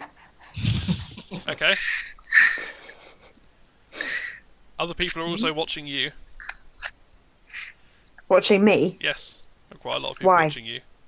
Why? Because you are quite an attractive person, and this town has not seen any attractive people in quite a long time. Okay. In fact, if you hadn't have been on the cart, then Bertha would have been the most striking person to have passed through this settlement in quite some time. Okay. So yeah, definitely a few people kind of like stopping and kind of like leaning against buildings or like sitting on barrels just to kind of pretend not to stare at you for a while. Okay. Fine. I apparently am used to this, so Yeah, I mean you can measure exactly your looks compared to other people, and you know exactly how you can utilize it to get the most out of the less mentally able men that will occasionally fall over themselves for you. mm.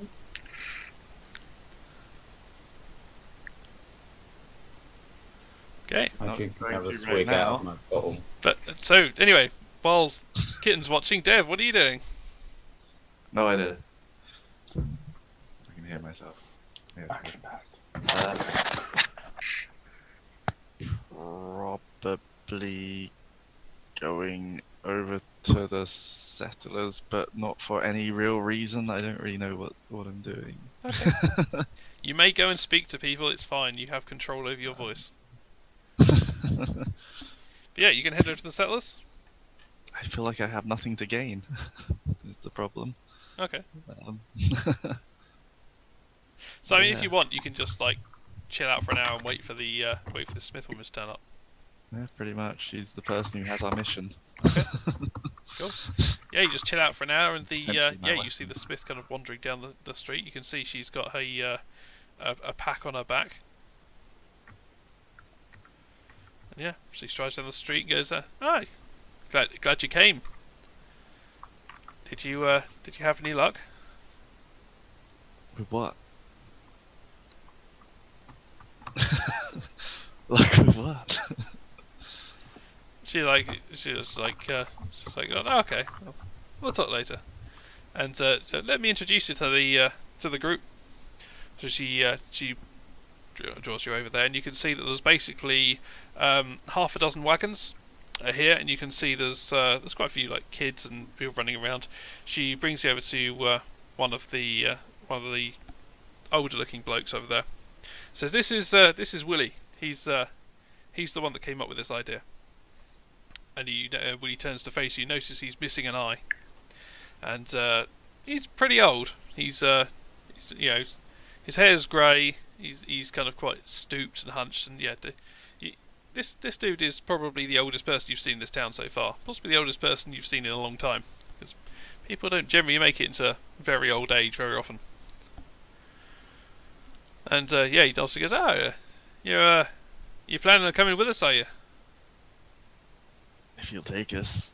Oh yeah, there's always room for able-bodied, hard-working people. So, what is it that you do? I shoot things. Ah, Pretty much it. that's good. You say if you got any revolvers, I'm pretty good with them. I'll certainly look after you guys. Okay. Come with me. And he walks over to this. You can see there's a bloke and a woman standing over to one side. They're trying to arrange a group of children, but not having much luck. The kind of kids are running around all over the place at the moment. But yeah, he comes and goes, "Oh, Charlie," and he attracts the bloke's attention. He's like, "Yeah, have you got any a spare gun for a friend here? He wants to. He says he's quite good with a gun, but he hasn't got one himself." And the bloke kind of looks you over and goes, you know how to use a gun?" I can prove it if you want. All right. And he reaches into his pocket and pulls out a revolver. It's quite a battered-looking example, but it looks functional. And he says, "Yeah, go, give this a try and see what you can do." And he gestures over to the there's over the side of one of the houses. There's a pile of old broken pots. So yeah, that one over there with the green one. Shoot the green one. All right. Got a 10. 10. Okay, the brown one next to the green one explodes, and he's like, "Oh." Your sight's off a little bit here. Oh no, let me just adjust slightly. I take another shot. 10 again. Okay. A reddish coloured one, the other side of the green pop explodes, and the bloke's like, "Okay, yeah, okay, yeah. Wait till you can see the whites of their eyes, son. You'll be all right." If there was a fairly rotund fella, I would have got him. Yeah, you certainly would have pissed him off with those shots, yeah. Okay, so yeah, he's like, "Do it. You hang on to that one, and maybe get some practice." Shooting to disarm. Yeah. You got 11. He's just as he's turning away, you take another shot. And this time he just takes a chunk off the wall just above the green one. He's just like he kind of cringes a bit, and it's just like, oh. Yeah, he just turns back. He's like, "Here, you're gonna need these," and he just like gives you like a loose six loose shells. You've just used 3. You had 6 in it. You've just used 3, so you've got 9 now. Well, I reload the 3 missing ones. Put it away. Okay, best bet. He's like, "Right, so you guys happy to go up front with we've got he just had to go up front. Lou there on his horse. He's gonna go riding on up ahead. But if you could just kind of follow along in his trail and make sure there's nothing that Lou misses there. That'd be great. It would be my pleasure. So we'll be striking out in about 30 minutes. He just melds back into the crowd, and there's lots of organising and people moving around, supplies and things moving across. You can see now that you're out of town as well. If you look across to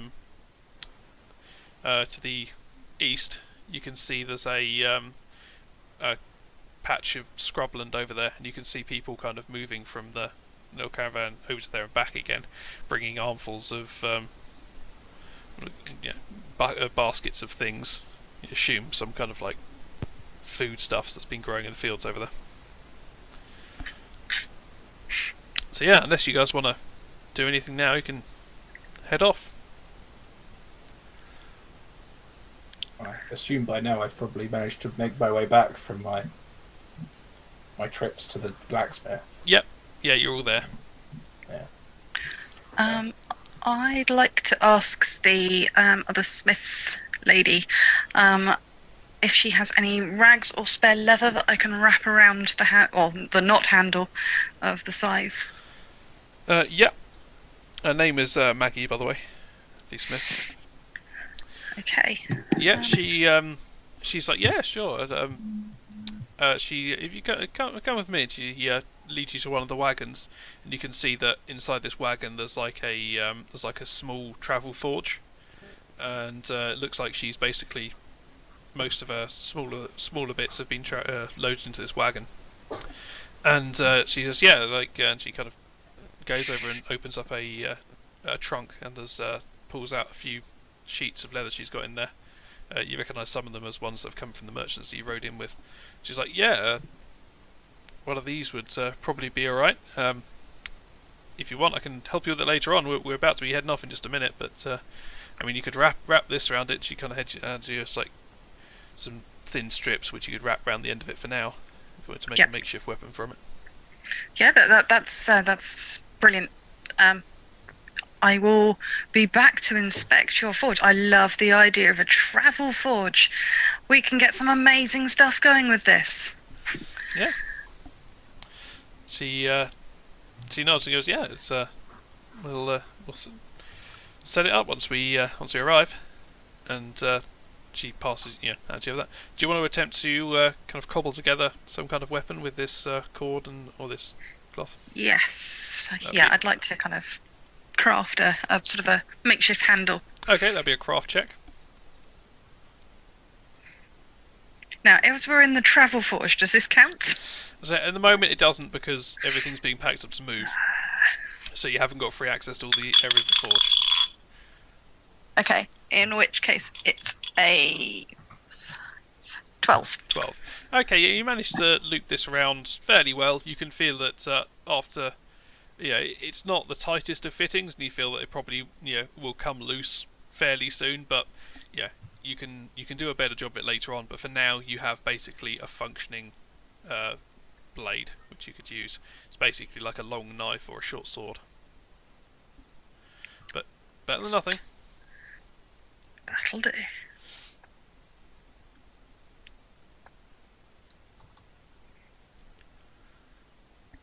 Cool.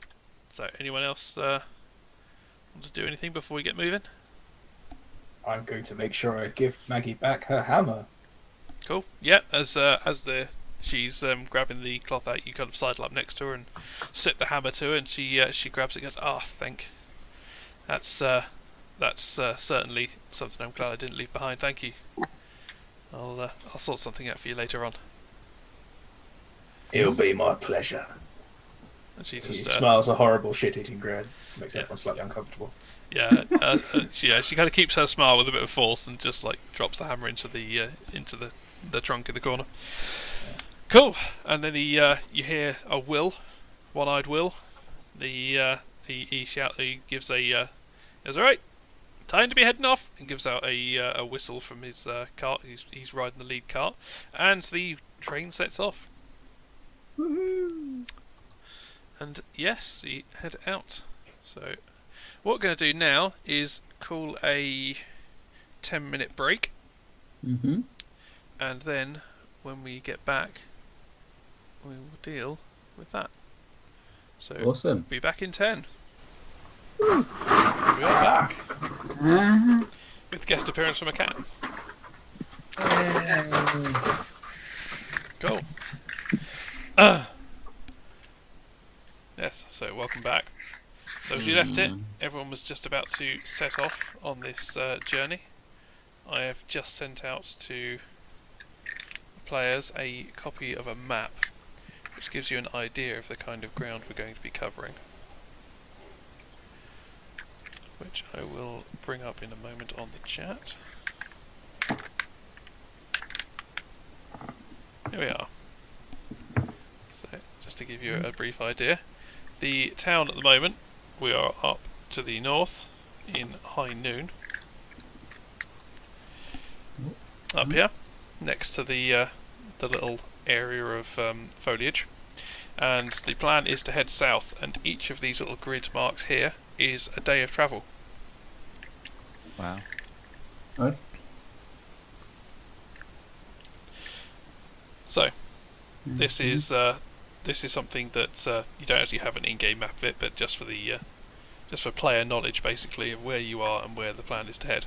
No one really knows what's further south here, because people haven't gone any further south than this. This is quite a new settlement itself. But yeah, there's the Sorry, where are we going? south. From where? You are currently at the little town just near the top in the middle of the map. There's a small little village just next to the patch of greenery. Oh, yeah. Just in the bottom left of it, it says High Noon there. Yeah. So that's where you currently are, and the caravan is heading south. Okay. Ah, that's better.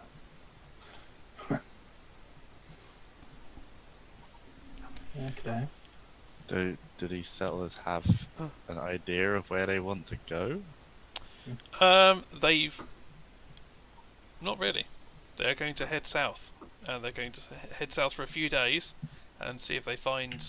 What they really want to do is go west, because they know there's more verdant ground over there. But as you can see on the map there, there's basically lots of really rough ground, which doesn't look too bad to look at it. It kind of looks like a slightly broken up bit of ground, but when you try and cross it, it's just a constant rough ground to have to climb up and down over these small cliffs. They're only probably like a few meters in height, but constantly clambering up and down these things all the time basically makes it incredibly slow going, and means you can't really travel with any kind of animals or carts or anything, so it doesn't really... There's water. There is water, and it would be great to be able to get over there, but they need to find a way through with the carts, and there isn't one so far that they found. But yeah, that's basically what's passed through to you on the first day's travel. When you so you'll travel for basically for a few hours, and then you'll meet back up to report that basically nothing exciting has happened. It's in fact a very dull trek through dull country. But yeah, so you stop off in the first night, and while you're camping up, you basically are told this by old One-Eyed Will. As he says, the idea is to head west as soon as possible. They're just trying to find a way through that the wagons can use, and he reckons there must be a way through at some point. They're just going to keep heading south until they can find a way in.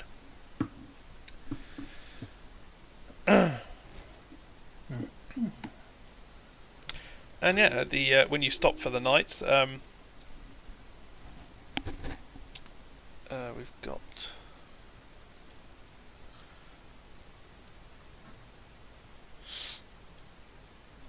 We have Maggie is basically going to stop for the night at the forge. So if you wanted to use the forge to try and improve your weapon, you would now have access to it. Excellent. Yes. Yeah, I think I'm going to talk to her and ask if I can just like craft a handle out of the end. Okay. Yeah, she's basically got a small anvil, and she's got this small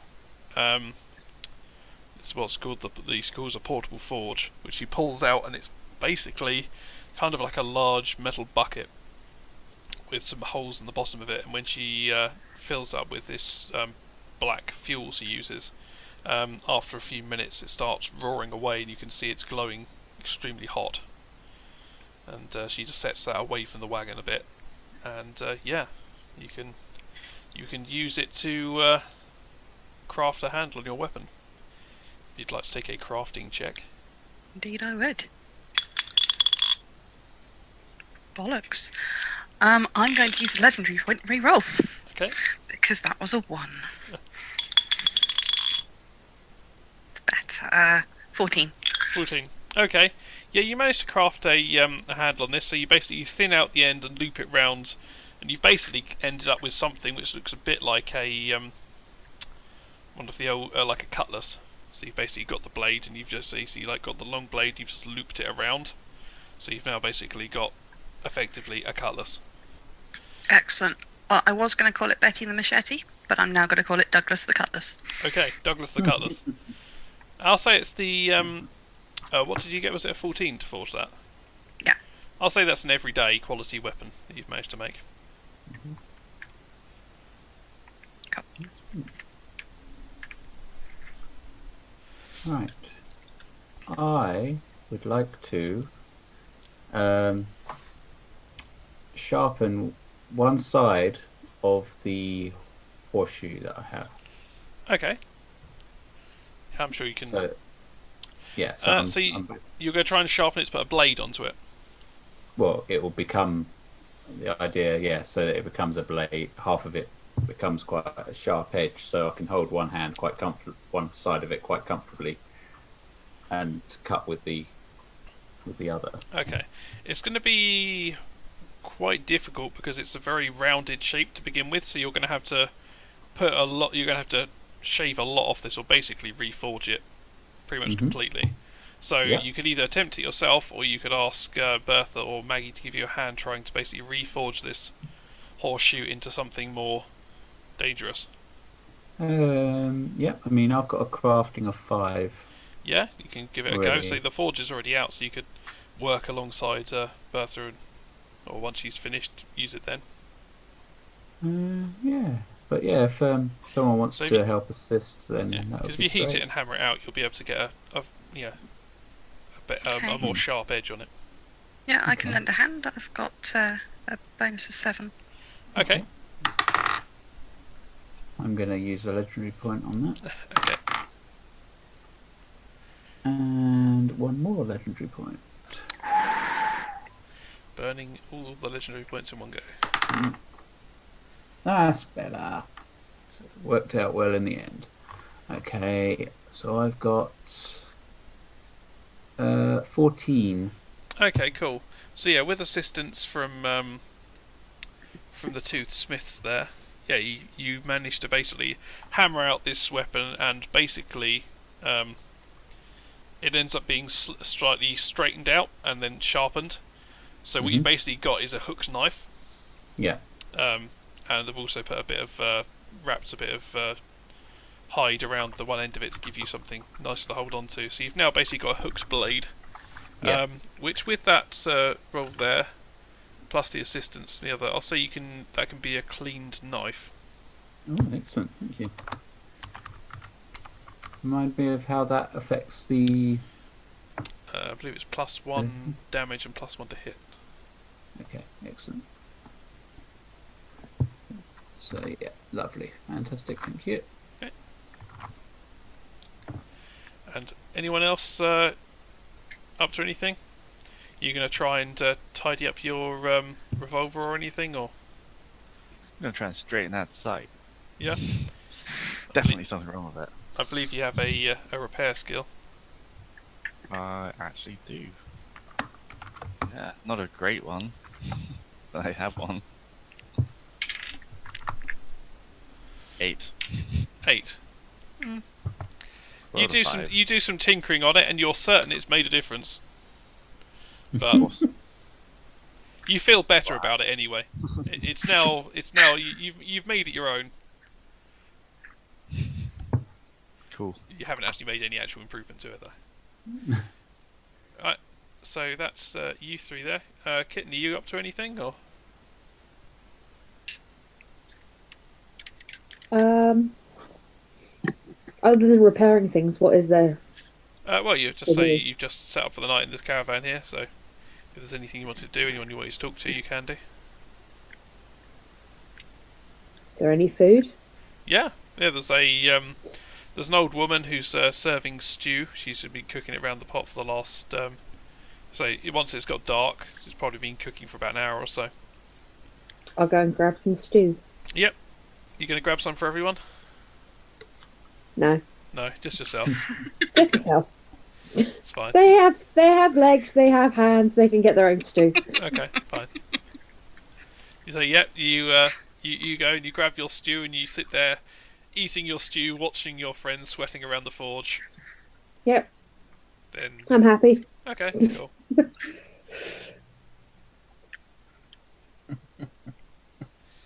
Right. Well, while the industrious types are sweating and puffing and panting, and the clever one is neglecting everyone, I am going to attempt to get more than my fair share of food. Okay. Possibly under the pretense of collecting food for the industrious ones. Okay. So yeah, you got the you got up to the woman there, and she basically pulls out like this little kind of this little earthen pot, and basically kind of spoons in a portion of stew and passes it over to you. I sit there and I start like eating it, and like when I'm like halfway through, I'm just like, I need to get the food for them lot. Yeah, they look busy. Ah well, send them over when they're done.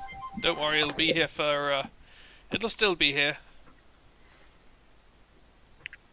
Are you sure? I mean, I could just take it over and I'll finish this. You can use the bowl. Oh, no, don't worry, it's fine. They'll want to have it straight hot out the pot when they're finished their work. To be fair, I think they might appreciate it cold after staying it to a forge.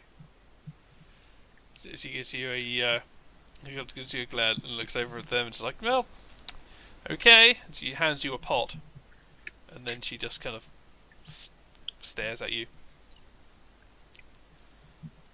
Okay, got a pot, just a pot with 3 people's worth of food in it. But no, she just hands you like another bowl. Another bowl. Okay.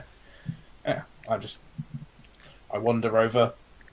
She didn't take the bowl I had, did she? No.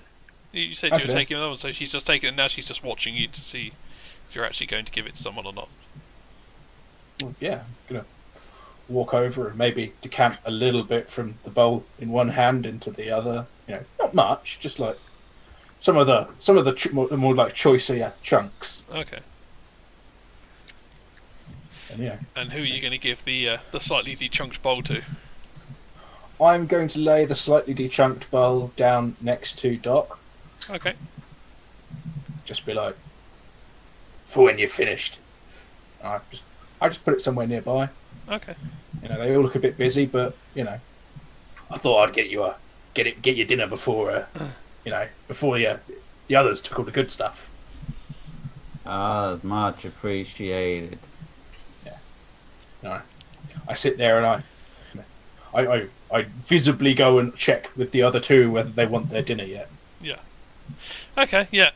So when you eventually finish and pick up the stew, it does leave you somewhat wanting. Like you could have done with a bit more, but if you go over there with the bowl to ask for more, then the woman's like, no, you've had your share. It's all allocated. Yeah. We've got to make this. We've got to ration this. It's got to last us all the way there. We can't just be. Can't we gulping it all down straight away? Take a swig from my bottle. Okay. I'll say the I assume you've been taking occasional swigs from it. Yeah. Okay. I'll say you've probably got enough in there to last you another day. So tomorrow it will basically at the end of tomorrow it'll run out. Right. So. Okay. Sad times. Indeed. Cool. And yeah, if that's yeah, it's dark. Everyone kind of settles down. It's been quite a hard day, so people basically settle down, and go to sleep pretty much straight away. If anyone wants to do anything while they're asleep, there's no watch set. Everyone just tucks in. Doesn't seem to be any sense of danger or anything. Is the sky red? No, it's actually completely clear. Yeah, damn. It actually I gets like it. surprisingly cold. Okay. But so you've actually been given, because you're a bit kind of like, yeah, might have been a little bit like kind of like surprised when someone like gave you some sheets to wrap up in, like, you know, it's baking hot, but it has got quite cold now. The sun's gone. You're quite glad of hoping you had to wrap yourself up in something. Okay, I'm going to use my sheet and kind of snuggle down, but I'm going to tuck Douglas up first. Okay, yeah, that's fine. You've tucked him up securely. Cool. So I assume that's everything, unless anyone wants to do anything at night. Can't think of anything, really. Cool. You know, a thief on a caravan on a long journey. Like, what do? Steal from the people and then like walk around with it the next day. Okay, cool. Yeah, so you wake up the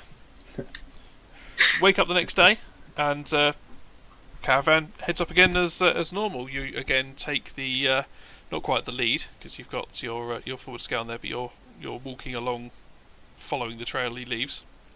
After you've been going for a few hours, you see actually gonna get to. Can you all take a perception check for me?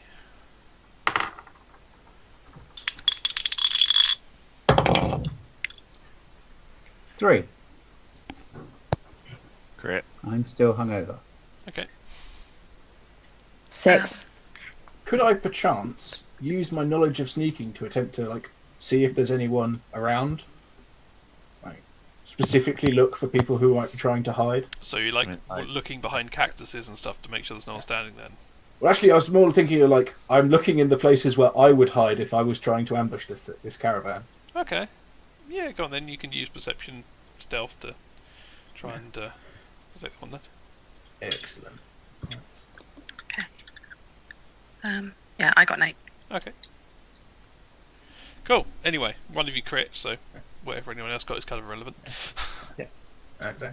So yeah. Anyway, as you're walking along there, you see a dust cloud coming over from the west,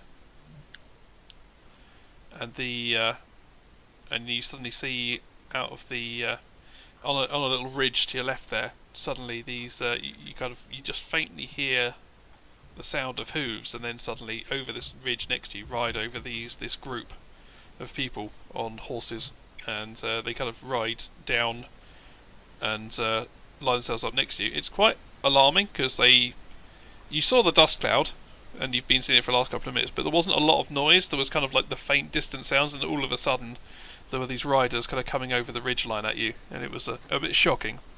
And there are quite a few of them. There's a group of about 20, most of them quite young, but there's a bloke in the guy who's leading the group is clearly older. He's got his hair's half turned grey, and he's clutching an axe in one hand, and you can see that he's basically mostly bare-chested, but he's got some so like a leather chest, like a leather vest, and he pulls up alongside you and and says, "You are far from town. What are you doing here?" We sure are. We're looking for a new place to sell. You're expanding. Oh no, we're completely separate. Not expanding. We're just creating something new. And wonderful. We're leaving. Okay. He nods and says, like, "Well, it's best you stay to the east. The west can be dangerous." That where you guys are? Yes. Well, fair enough. You lay claim. That's your land. Don't want any new neighbours. Well, we'll stay east. You stay west. He nods We his ain't head. got no problem. Nods his head. Well, Good. yeah, we're not dangerous. If we live over there, you can have some nice neighbours. Look at me, dead trustworthy. Never stole a thing in my life.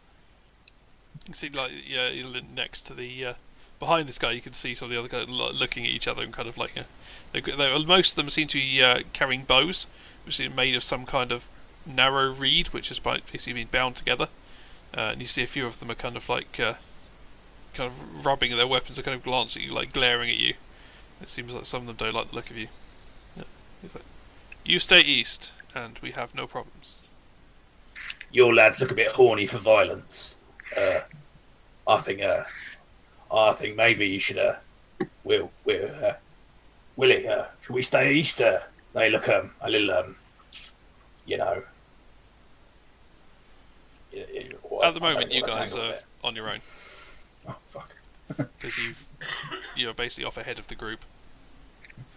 But yeah, he just says, "Stay east, and we will have no problems." And then he turns and wheels the group, and they ride off again and just disappear over the ridge and vanish very quickly. Once I'm absolutely sure they're gone, what a prick! I'm gonna nudge the doc. Go. Excellent fashion sense, and sort of put my thumbs on the inside of my apron. Yeah. I'm gonna do a little dance for about 5 seconds and then stop. Cool. Well, I guess we're staying east. Okay. So you're going to report that back to Will, the leader of the caravan? Oh yeah. Guess we have to. Otherwise they'll kill us. Okay. Cool. Well, there is an alternate plan. What we could do is sort of accidentally lag behind the rest of the caravan just a little bit, and then when Nobed and his mates turn back up and sort of unalive them, we could claim the spoils, if you will, and go back to High Noon and live like kings. Yeah. And, queens. They're going to unalive you though too. Well, not if we're not there. Well, they'll probably just take the spoils of their killing. There'll be a lot of spoils. I mean, I don't think they're going to break the wagons down. Killing the only people who are being friendly to us doesn't sound like a great idea to me. But well, let me count the able-bodied fighters. You, and Charlie. 21 blokes against you two and Charlie. Are there able fighters? I mean, these guys had weapons. I got a weapon from someone, therefore the rest of the guys. No, I'm assuming. most of these, most of the people have weapons of some kind. They're not like armed for going to war or anything, but these are dangerous times, so most people would travel with some kind of weapon. Yeah. You saw there were quite a lot of things like the flintlock rifles, which are the kind of you fire them and then reload and hope you don't get run down and murdered before you get a chance to reload. Yeah, you fire them and hope that the short bowman hasn't peppered you with arrows before you manage it. Yeah, I mean, bows are arguably a lot better than the rifles they've got, but the rifles do have the advantage of making an enormous amount of noise and being very scary. That's it. Yeah, well, I'm just saying, there's an alternative plan. We can lend our feeble support, or we can reap enormous benefits by simply being tired, lagging behind a little, going, "Oh no, I think I've got a stitch. I'll catch up later, guys. Don't worry." I mean, I wholeheartedly just I disagree, but I'm all for democracy. So, anybody else? So we're voting to get them all killed, Or warn. or warn them that they're going to get killed. Only if they go west. Go But west. but then we don't know what is west anyway, so they might get killed. I mean, we've been told that Those blokes are west. dangerous. Those Yeah. blokes are west, so we need to go east. Yeah. Right. We need to go Okay. in any direction other than west. We can't go north Right, because that's yeah. where we just came from. Yeah, we might not exactly be welcome. There was sort of a spate of thefts, I heard. Those travellers, you can't bloody trust them. I don't feel like we ought to kill these people. Neither do I. With my plan, we don't kill anyone. And you gain a mobile forge. Don't you want one of them? I do. I want a mobile forge. And a rather nice hammer. Probably don't gain the expensive stuff, though. A mobile forge is hard to carry on a horse. Well, He's got a point. They got 20 horses, but, you know, these Yeah, are war horses, not wagon horses. once I they've think the killed all of weapons the I can people, make. they'll take the wagons. Nah. The They've got to forge. go. They've got to retreat to the west. The whole point is we can't get wagons over there. Yeah. They'll just destroy the wagons, nick anything they can carry. Well, I mean, we I- could probably carry a portable forge for a day. I'm generally against killing. I would point So out am I. I don't want to you- kill anyone. You definitely need a wagon to transport the portable forge. You wouldn't be able to carry it. Can I drag the wagon? No, not without a horse. Without Not a any horse? reasonable distance or any kind of no. I mean, if you needed they're to gonna move make- it like 100 foot, you might be able to struggle it, but you wouldn't be able to like get it back to town or anything. You've been travelling for at least a day by this point. Okay. So they're going to nick the horses if they come and kill everyone. So we hide a horse. So we hide a horse? How do you hide a horse? Well, you ride away on it. Under You go, oh shit, there's people on the horizon. You ride away on a horse. And then you come back with the horse and hitch it up to a wagon. That's running away. That's not hiding. No, it's... You run away, then you hide, then you come back and loot. Or, you know, acquire. Salvage, if you will. Salvage a horse. No, you steal the horse. You salvage the loot. You borrow the horse. You know, and then the previous owner is unalive, so it's yours. You inherit the horse, if you will. If you can get a horse. Please, someone with a moral if we- code, speak. If we can get them to kill everyone and we can salvage a horse, then I get a forge. Yeah, And I can make you all weapons.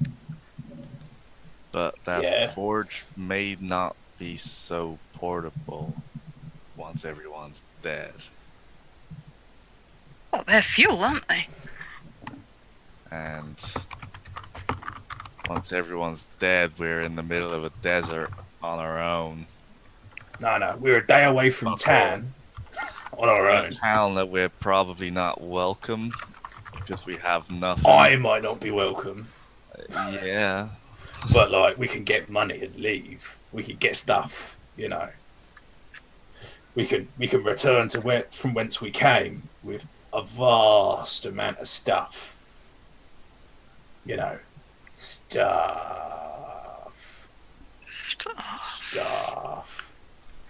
Well, I'm willing to Nom, nom, ditch nom, my nom. morals.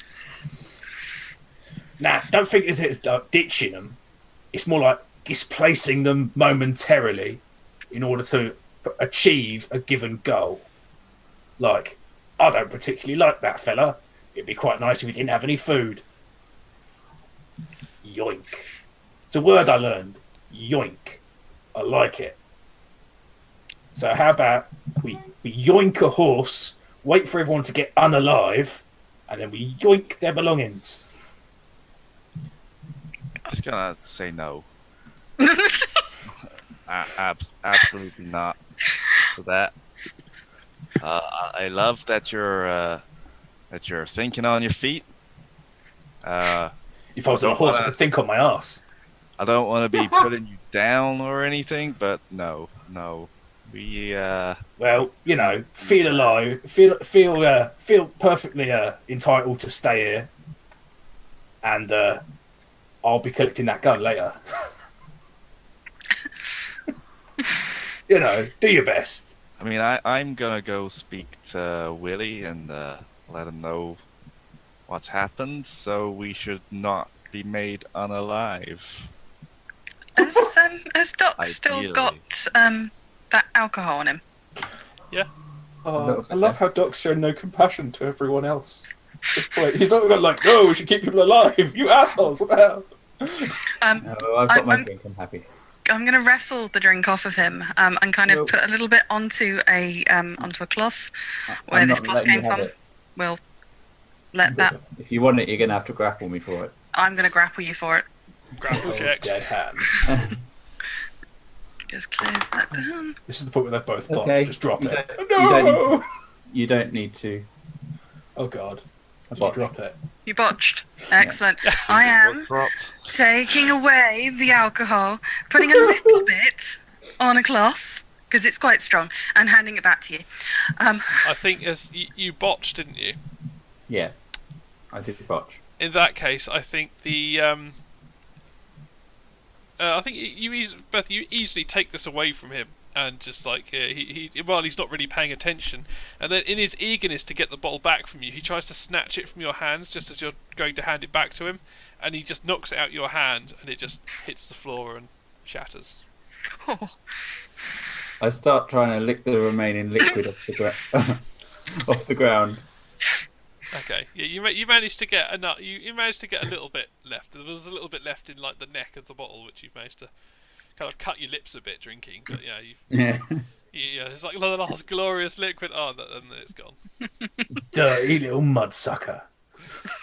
Okay, so with this So rag with covered this in- rag with like what I can only assume is like ethanol, just to stop our gunslinger from getting anywhere near Willie, who's clearly going to like tell everyone else. I'm going to try and like chloroform him with it. You're going to try and chloroform him with whiskey. With whiskey, yeah.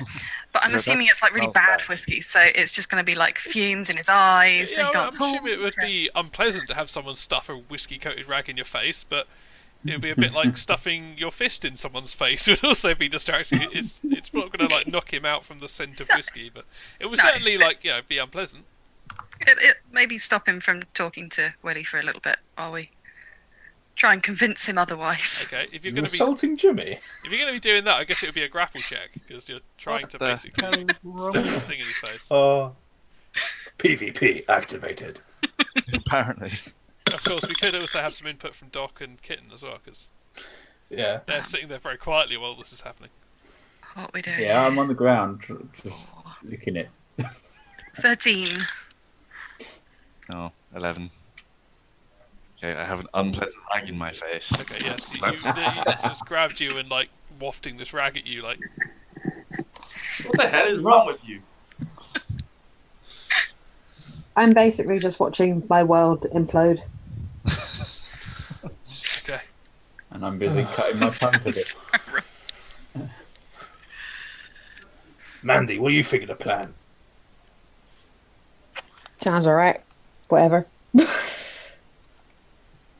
Who have I Well, that's associated myself with? You're outvoted, man. Yeah. Well, yeah, like I said, I'm all for democracy. It's a bit late for moral outrage. You're you a do- gunslinger. Yeah. You do have a pistol. I mean, you I- could just like fire a shot in the air or something if you wanted to attract kill them. These guys are apparently my friends.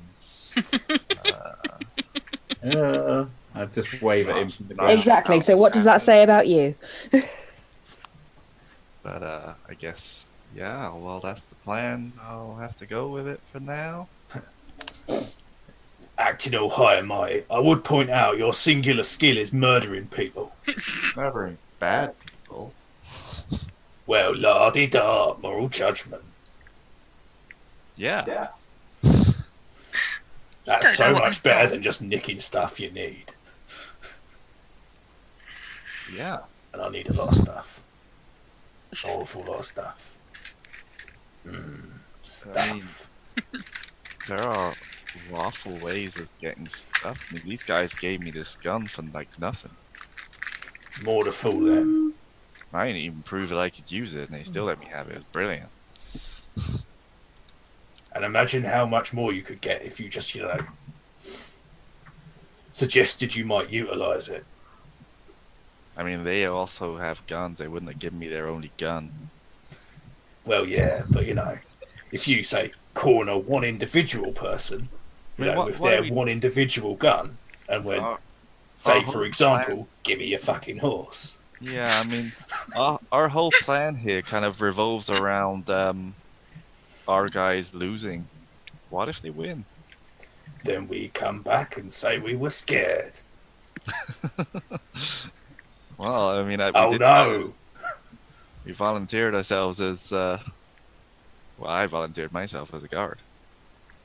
Congratulations, Will. We'll see you afterwards. Unless, you were guarding us, Your first order was just your friends, yeah? We were like, I was guarding this horse and my friends over there. All the way over there. In position Delta. Did we not tell you about that? Well, I obviously ain't talking any of you out of this, so let's do it, I guess. We'll, Let's get a forge. Yeah. Right, Yeah. well, Jimmy then. Off you pop. Get a horse. I mean, we could probably just ask nicely. These guys seem to be quite nice. Well, yeah, I was just suggesting you ask nicely while maybe waving that little peacemaker around. I'm just gonna go and ask someone nicely for a horse and see if they'll allow us to have one. Scout ahead a little bit, and then we can go wherever we want. From there, we can go ahead, maybe find somewhere we could duck behind, disappear. Anyway, as you're discussing what to do next, you hear the sounds of a single horse approaching from the south, Hey, speak of the devil. and it's Lou, the scout that was on the horse before. He rides up to you, and he says, "I've got some good news. We found a good spot up ahead. Got some water. Got some green growth. Looks like it might be an ideal spot to set up." Perfect. Which way? He just points off to the To the west, you say? yeah, he points off to the southwest there, and he's like, "Yeah, it's a break in the rocks there that you finally a way to pass through these cliffs here. Should be able to get. It's a bit rough, but we should be able to get the wagon through." Ah, so you've been there and it's empty. There's nobody settled there already. No, this place is a desert. See no one here in days. Right. Wow, he's a good scout. Yeah.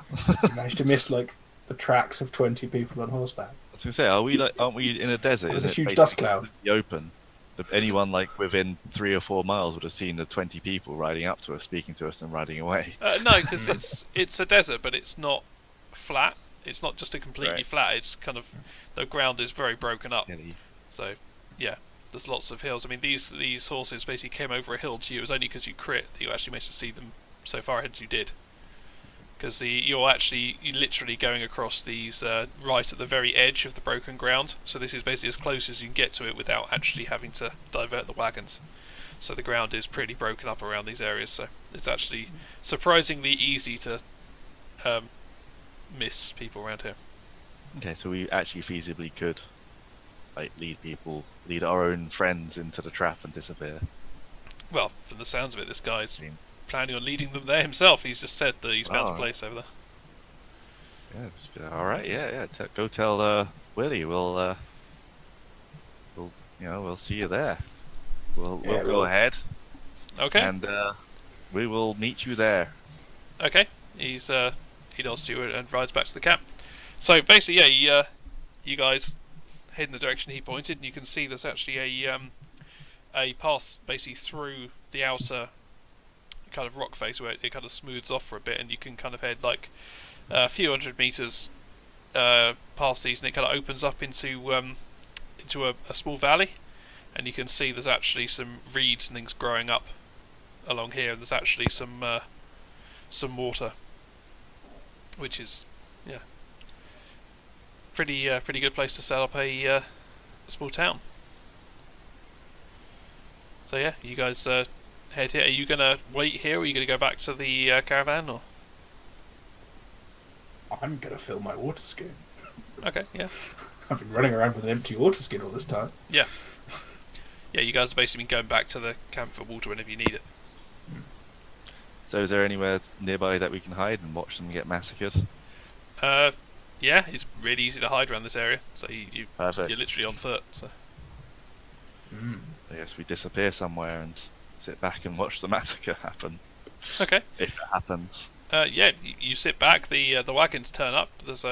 It takes them a long time to get through the little narrow opening. It was easy enough to walk in, but they're trying to be careful with the wagons, not break wheels and things. But yeah, they ride the wagons in here. It all they settle in okay, and yeah, they wheel up the wagons down there. They find the water. There's lots of cheering, very happy people. They've like this is like this is a way better area for a town than where High Noon is. I want to do a perception check to Okay. look around the area that we're currently hiding and make sure the bad guys aren't in the same place ready to pounce on everyone. They're Okay. there behind us. Yeah, they're sitting next to us, so, hey. Didn't see you there. Got a 13. Okay, yeah, you can't see any trace of them. So since they rode off, that was the last trace you've seen. You see no dust clouds. You can't hear any sounds of horses. You can't see any tracks or anything around. They've passed this area. Okay. So it could actually be safe. Possibly. Is there like an opposite other side of this like clearing with this water and things? Because it would have had to flow in from somewhere. You can't see. There's no streams or anything. This just seems to have sprung up, so you assume it must be fed from something underground. Okay. You can see that as you go west from here, the ground gradually rises up into mountains in the distance. So you assume there must be something flowing down from the mountains underground, but there's nothing above ground for you to see, no rivers or streams or anything. Sense. Well, So there's no like obvious other way in. Well, so I mean, on foot you could basically scramble up and around the edges of this. It's basically like a valley. So it's not a high valley. It's at the edges only kind of go up probably like 5 or 6 meters. But it basically like at the bottom of this little gorge is where the water is. Okay. I was just saying there's no like obvious place we can be like, we're going to scout ahead. Like make sure the place is safe. Yeah, I mean you could Sneak off hide. basically head off in any direction. So you just say, "I'm going to go that way." Then Yeah. Sure. Yeah. Well, I suppose when the guys turn up, that would be my first impulse. Okay. So When when wagons start to turn up, we'd be like, we're going to look on ahead, make sure there's no like danger. Okay, so in the when the guys come through, do you go and speak to Will again? I think I'll speak to Lou as one of the other scouts.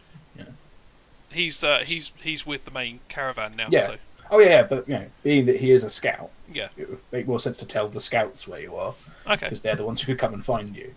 Okay. Yeah. You talk to you got there to Lou, and he's like, "Oh hey, yeah, it's pretty good. It looks like we're getting settled in here." Yeah, I mean, before we get too comfortable, we're just gonna scout around the other side of, make sure everything's all good. Yeah, and I point in a direction like directly across, but we're not actually gonna go. Okay. Yeah. He's like, yeah, that's a good idea. You go have a look round and let us know if you see anything that's of interest. You can see that some of the there's kind of like some of the young kids have kind of climbed up onto the top of these edges and are kind of looking around. It looks like the parents have probably sent their kids up there just to keep an eye out while they're moving these wagons around. Fair enough. Yeah, we're going to like we're telling them that we're going to go to the other side of like the water. I mean, I assume it's like a small pond or lake or something. Yeah, it's just like it's quite a small amount of water. I mean, it wouldn't cause any excitement over here, but in a desert, it's a significant amount. Yeah. Okay, yeah. So you head off to do that, and you can see that as you're leaving, Will's basically negotiating all these wagons out, and they're starting to kind of form up and unload bits and pieces. So yeah, how long are you gonna go off scouting for? Like a few minutes, few hours? Well, we're going to make a show of doing a proper like recce. Okay, so you're gonna do like a complete circuit around like a couple of miles, or like a mile away or something, or Yeah. Sort of get out of sight, sort of thing. Yeah. okay. Well, say it'd probably take you 3 or 4 hours to do that, and because it's quite rough ground, you're climbing up and down. If you're doing a good job on it, you can slack off a bit and cut. Oh yeah, we're Cut not the show if you want. actually doing a decent recce. Okay. We're just setting off, looking like we are, Right, finding okay. a place out of like clear sight. And Why aren't we doing a recce? It'd be interesting to know if these bad guys are around. because If in they're doing not- that, we'd be exposing ourselves to them. Only if they see If it. we go looking for bad guys, we're more likely to find them. We don't want to be found. Okay, so you're basically going to climb behind a rock, sit there for a couple of hours, then come back and say you've done a check. Well, no, I You was just thinking sail more around along the the Isle lines of of we Wight a few want. times and come back with tales of your grand adventures. Well, no, the whole point is that we don't come back. We're pretty sure these guys are going to come back and attack. Okay. So we just make sure we're not there when they do. Okay, so you're just going to duck out of sight and Rock wait. with a horse. We're going to wander off. Yeah, we haven't got a horse, but that's because there was apparently no good way of getting one. No, well, the only horses they've got here are the ones pulling the wagons and the one Lou's riding. I suppose we could always ask Lou for his horse. Could do, though. Again, that's one horse. Yeah. I'm guessing Rat would be the rider of that one horse. Screw you guys! I don't know. So far, Mandy has shown she's fairly out for herself. Eating Okay. dinner and leaving the rest of us to starve. Okay, so yeah, I mean, at the moment it's probably mid-afternoon now, so say it's probably about 3 o'clock. Probably gets dark around about 8. So yeah, you've basically got about another 4 hours or so till it starts getting dark. Well, we'll see if we can grab that horse, and then see if we can ride like a nice, decent covered position in view of the lake. So if shit goes down, we have a nice place to hide. Yeah. And if it doesn't, we've found another place to settle. Hey, look, guys, we found this nice cave, or whatever. Okay. Yeah, I mean you can Hardly ride got to any the, bears. Yeah, you ride to the other end of the so okay, so you're going to go and ask Lou for his horse. Yeah. Yeah, he's not using it at the moment, so he's like, yeah, go ahead. Cool. Now we've got a horse, we can load some of our heavier gear, on like say our prospecting pans. I assume you've left those in the fort, or have you been walking around the desert carrying a load of pans? Well, no, they've been sitting around probably on a wagon somewhere, but we could take them with. Go like, hey, we're looking for prospecting sites. We're doing a scout. Might as well find out what's here. Yeah. Okay. Take the smaller one, not the Okay. big old one. Yeah, so I mean, everyone's kind of starting to disembark and suddenly sees you wandering off towards the hills with the pans. A bit like, do you want to help us unpack before you do that? But yeah, they kind of. No, you I just mean hear I a few- take off my rucksack, I put the pan on there as well, so that the horse is carrying them rather than me riding along with a rucksack on. You hear a few grumbles and a few of the people looking at you shaking their head not helping us unpack, riding off and gallivanting gold seekers. But yeah, just you head off down to if you head down, follow the valley past the water to the other end of it, you'd be able to find an area down there where you could basically duck out of obvious sight and keep an eye on what was on the goings on. Yeah, that sounds like a good hope. Okay. Once we're obviously out of earshot, I'm just like, right, so is everyone clear on the plan? I mean, it doesn't seem to be working right now. Always always a fucking naysayer. Right. Everyone else, are we clear on the plan? So we going to wait out here till they come back? Are we gonna go back in and sort of then keep jumping out until Well, I was these just dudes thinking turn maybe, we just spend the first night out on a recce. We find somewhere nice to bed down later on. Did we pick up supplies before we Nope. left? You have No. one water skin. Though you can get you can probably sneak up to the lake and get water without being noticed, but you have no food on you. Okay. Yeah. Do you, however, have weapons and, like, a forest? Is the water There's not a forest around here. It's just Well, the we've got water, so if there are any animals anywhere, like the suspicious meat we were eating in the stew, they will come here. Yeah, so I mean there are things living in the desert as well. There are things like lizards and snakes and things you can kill and eat. But is the water, so we've got a lake near us, is it inhabited by fish or no, it's a very slimy things? It's pretty shallow. Basically, it's basically where there's two different. Basically, like the more solid rock underneath is basically emerging out into the sand. So you've basically got water kind of flowing out and basically draining off at one end into the sand. So it's quite a shallow basin. But there's no fish living in it. Okay. So in which case, I'm going to take Douglas and I'm going to go and hunt for some lizards. Okay. Anyone going to go with or? Yeah. I'll join you. Okay. So you two are going hunting lizards. What about the guy with the gun?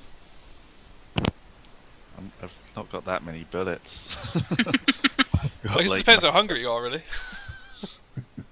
We can live like 2 weeks without food. You can do, yeah. You could totally live that long if you have to. The question is, do you want to? Yeah. It's the difference between like how long you can physically survive and how long you want to go without food. Yeah, but we're not desperate enough to start using valuable ammunition. Fair enough. Would you want to shoot a lizard anyway? Exactly, destroy it. A revolver, just like, tear it apart. Oh, there's one meal down. So you guys are going to go and try and hunt things. Yeah. Okay. So it's now, it's now kind of late afternoon time, and the sun's starting to set, and the shadows starting to lengthen. Can I get you guys to take a? What would this be? It would be a. It would be a knowledge check, unless you're going to try and craft some kind of trap or something. I was just going to whack it over the head. Okay, so first we've got to find something, because looking around there's nothing immediately apparent. Nice, crit. Okay, yeah, you realise that there's water here, therefore things must be coming down to drink water. So if you manage to find a like-looking covered spot and wait there very quietly and very still, then eventually something's going to walk up and take a drink, and you can bop it on the head as it does. So, if you're going to follow that logic, Yes. okay, yeah, you wait there for a while, and surely enough, a lizard-like creature.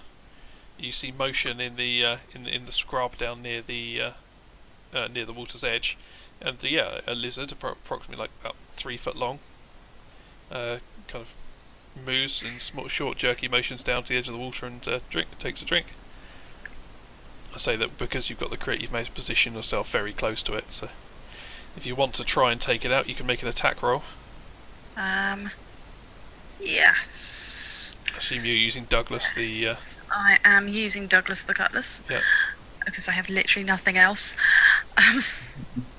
Okay, so this is. I'm losing this one slightly. Armed CC? Yep. Okay, it's D6, not a. It's D12 to hit first, then D6 It is damage. D12 to hit. Okay. So, oh dear, that's an 8. 8. Okay, I'll say because you've managed to position yourself so well, you basically draw back for the swing before this thing can even notice you, because you're kind of slightly above and behind it, and yeah, you just bring down your Douglas and strike it. You just basically stab it through its back and impale it to the ground. It kind of twitches and writhes a bit, but you've pinned it firmly to the ground. And as you can see, it's actually, as it turns to try and bite at you, it's actually got some kind of nasty looking sharp teeth. So you're kind of quite glad it's pinned safely to the floor. But yeah, after it thrashes for a bit and then goes still. Excellent. I'm going to sling it over my shoulder, and head back to these guys and suggest a barbecue Okay, or a cookout. cool.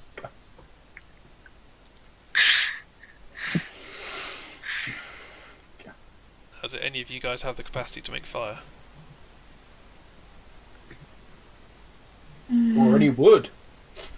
Either one of those In is a good desert. question. Yeah. Where by water where nothing grows, apparently. How hot is it here? It's during the day. It's very hot, Okay. and there's scrub So- all around. But there aren't any But we're trees. surrounded by sand, Yeah, there's sand Okay. around you.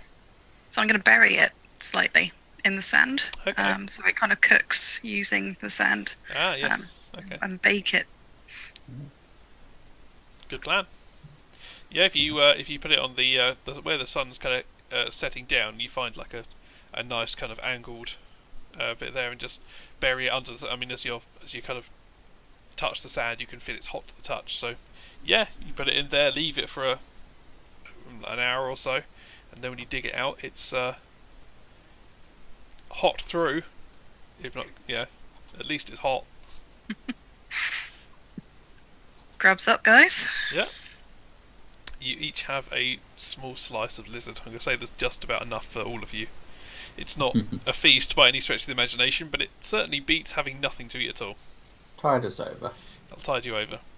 And then night comes in. It's quite cold, because I assume you wouldn't have taken your blankets with you. But you just kind of like gather together and wait the night out. Mm-hmm. Cool. So, in the morning, you're going to head back to where the camp was. Yeah. Have a look to see if it's still there. Okay. First. Yeah, you look over there in the morning, and yeah, it's still there. It's you can still see people moving around. They very quickly started erecting basic shelters from supplies they brought in the wagon. They've kind of thrown up a few tents and things, and looks like they're starting to put together some basic structures. So yeah, no one seems to have descended and eaten and killed them in the night. Fair enough. Right, guys. That lovely thing we ate last night. Yeah. We should see if we could rustle up a few more of them, and we could go back into camp. Fucking heroes. Fresh meat, cock of the walk. And if we do it nice and early, the lizards won't have warmed up yet. They won't be so sprightly. You gonna try and catch a couple more then? Yeah. Worth a shot. Okay. Yeah. In that case, can I get you two to make some stealth checks as you basically go back to the same place as before? Or whoever's going to be involved in this venture. Everyone who's going to attempt to catch a lizard, take a stealth check.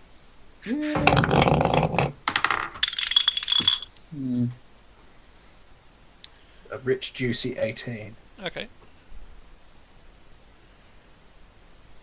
Oh, crit. Nice. Although that said, I've got a -2 to mine, so do I need to take that off the crit? That's alright. You crit anyway, it'll be fine. And what did you get, Doc? The doc is not very stealthy at this particular moment in time because he botched. Okay, excellent. Okay, so the two that rolled pretty well, you managed to get into a really good position to jump on it, and you managed to, you easily both secure yourself a lizard. The doc decides that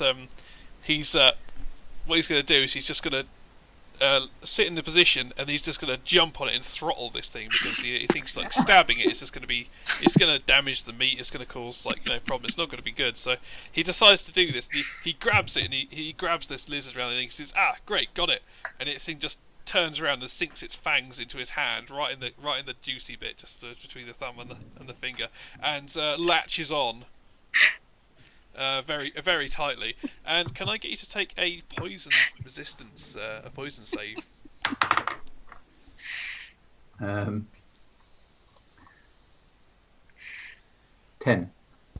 Okay, yeah. Your body basically, from where it's bit you, you just have this burning sensation just spread out over your whole hand and then fly up your arm. It basically feels like you've got your hand in a fire at the moment. It's just burning, and this thing's still stuck to your hand and won't let go, and you are just screaming in agony at the moment as loud as you can because this thing is incredibly painful and won't let go.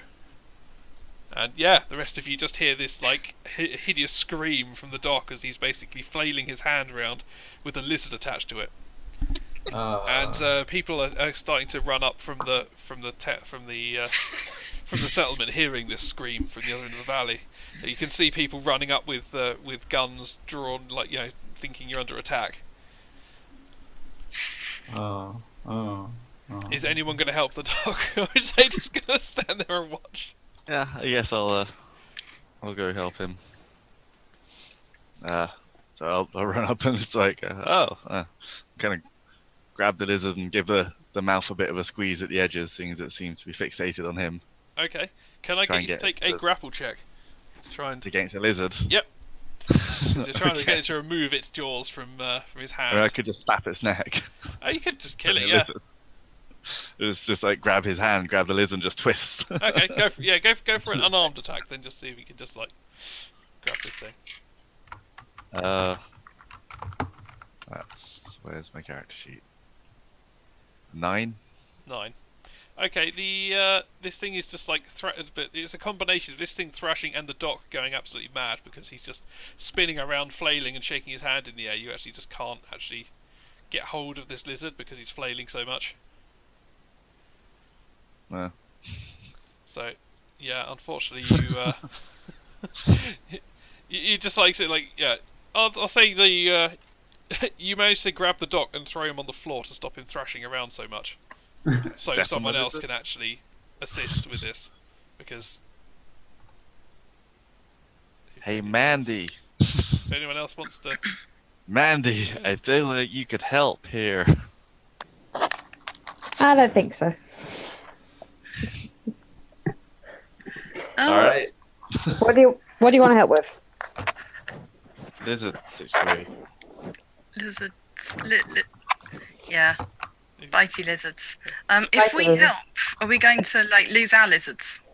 No, you've successfully killed your lizards already. You're just standing there, like looking around, like, what is he doing? I don't really understand what I can help with. Well, basically, the doc's kind of laying on the floor with a lizard stuck to his hand at the moment, which is biting him and injecting venom into his hand. And your gunslinger has managed to pin him down. You could stamp on the lizard at this point.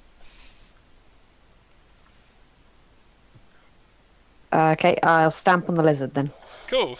There you go. So now that you managed to like stop the doc from going mad and spinning himself around, you managed to actually kill this lizard. And eventually, after stamping on it and giving this crack, it does let go, but your arm is still on fire. And yes, you're going to run. I guess there is water there, so if you want to run and stuff your hand in the water, that might be a logical choice. I'll leap Not into much the water water. with my hand. There's not a lot of water, but Let's not spoil this drinking water. yeah, he's probably not thinking this clearly though. His arm is on fire. So. But yeah, you can see his whole arm has gone red, and basically starting to swell up. Chop it off. That is an option. We do have someone with a machete. We do have someone to cut this. There'll always be a machete in our hearts. Maybe you should ask the doctor what he recommends. Do you recommend amputation in this case? No, the doctor does not recommend amputation of his own hand. Okay, the other. I think he's biased. I think by this point the other people from the town have turned up and Will's with them as well. Will he's bitten by one of those blue lizards there. Ah. Yeah, Oh. their bite's pretty nasty. That's going to be stinging for a while. It's what do you try and grab one or something? They don't like it if you grab them. Yeah, a bit hungry. Yeah, they make good eating. But generally, stamp on them or hit them with a stick or something. Don't just generally stick your hand at them. But anyway, yeah, looks like the rest. Not Looks a like lick of sense. But hey, good meat anyway. So yeah, just keep it cool. It'll settle down in an hour or so. And yeah, gradually over the next hour, the burning sensation recedes to kind of like a throbbing, dull sensation, and eventually fades to a numbness, which will last for the next day. Yes. Yeah. Anyway, once you've finished with that and you've got the lizards back into town, you have breakfast, and then Will comes and tracks you down and says, now that we're settled down, would you be happy to take a message back to High Noon? We want to let them know where we settled down so we can get some more supplies sent over here. We're going to need some more nails and more wood and things, some more furs. Yeah. Yeah. I guess so. Cool. So we'll give you supplies you need to get back to town. Okay. Do you think you can dose the doc up? Yeah. Oh, he'll be fine. His arm will go numb soon. Then he'll come back. Yeah. She We're thinking means more his about. shine. Yeah. More about his head. I'll see what we can do. If you grab what you need for town, I'll see if I can rustle something up. I'll be back in a minute. And he heads off to go and try and rustle up some moonshine from somewhere. So, are you guys going to take anything to get you back? It's going to be basically on foot. It'll be a 2-day walk to get back to town. Can we take horses? You could ask them. Yeah, there's they don't necessarily need the wagons now, so. Take a wagon. Or you could take a wagon. Yeah, you could just take a wagon back. Then we have something to put supplies on to bring back. Yeah. Sounds sensible. Okay. Yeah, if you there's one of the wagons that's been mostly offloaded. It had the tents and things that they've set up. So yeah, you give them hands loading the rest of it off, and then you've got an empty wagon that you can take back. Cool. Cool. Yeah, and then just as you finished offloading that, Will comes back and he's got another similar looking bottle of one of these clay jugs with a little bit of wood stuffed in the top of it to seal it up. And he hands that over to the doc and goes, "Here you guys, with thanks for all the good work you've put in."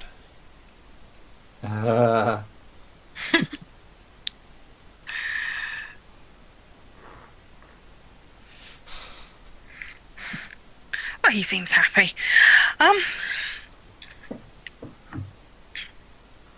So, what Reach do over you? and grab the bottom of the bottle and slowly bring it down a bit to try and stop him from drinking the whole thing. Yeah, probably for the best. We're gonna need to ration that, Doc. Yeah, the drink gone.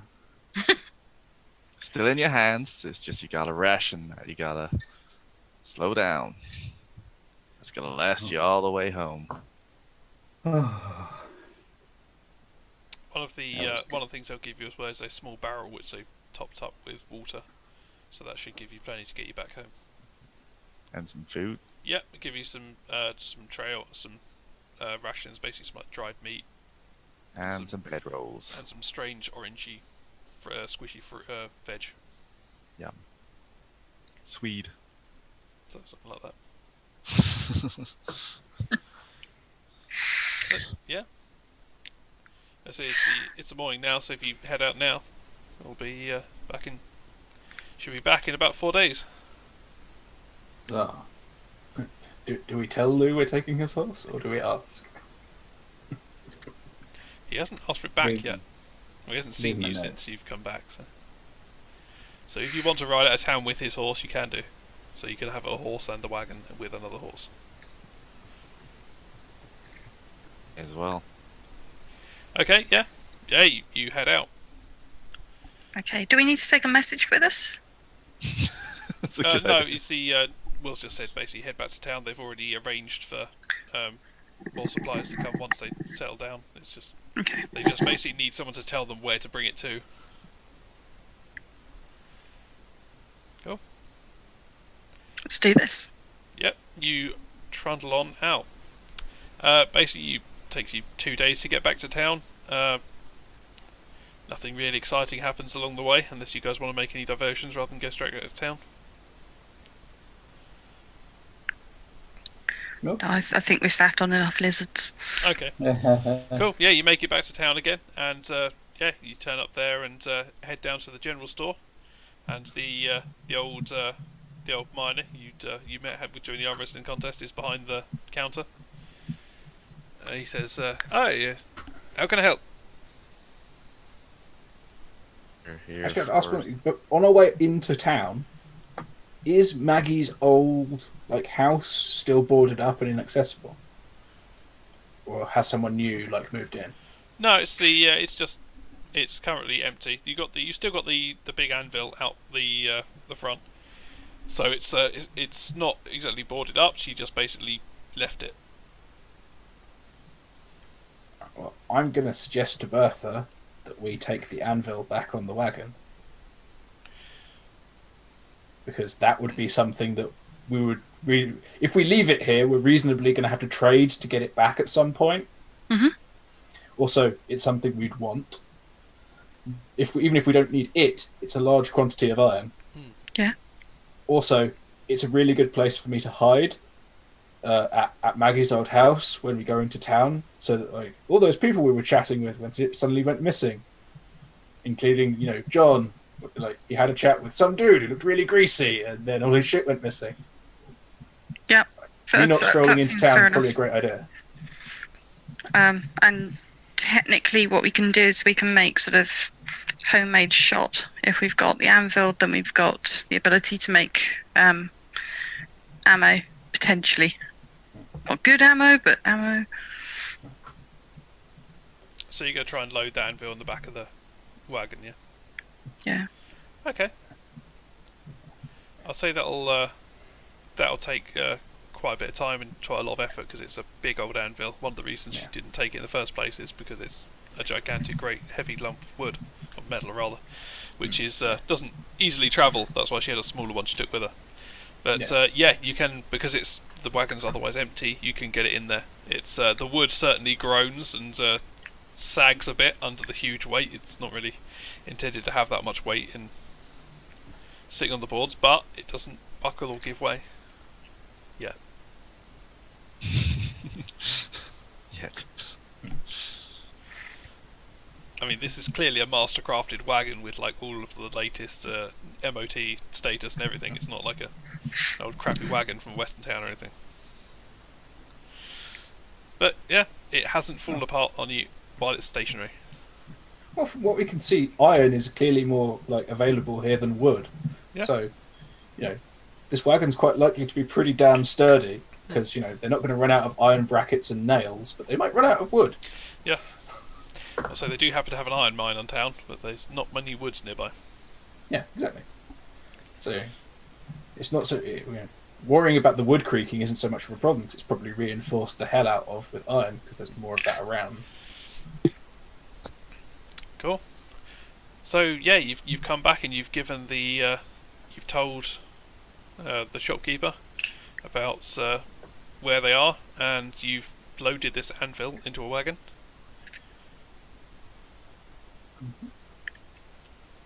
Guess we're heading back. You gonna head back? Well, Well, yeah. we should, seeing as we've got the anvil and there's a house standing nearby, and people in town know that Maggie left town, with us, knew that we went with them, we could break any obvious and easily removable bits of wood off of her house and take that with us, because it belongs to Maggie, and she's not here. And then we have wood. Here, raw materials for the new settlement. Some may or may not have, the names of Maggie's family scratched in. Maggie for husband forever. Threatening, yeah. Okay. Yeah. So you're going to join up with these wagons that are heading back towards the settlement then, yeah? Okay. Yeah. It's it takes another couple of days to get back to where you left them again. And are you going to ride ahead of the wagons, or are you going to just stay on your wagon? We've got a spare horse, so I will. Let's send Jimmy off ahead. What? Jimmy's got the gun. Yeah. If he gets in any trouble, he can fire a pistol in the air, sort of thing. Or if you want to, you could let the other wagons go first and be safely at the rear.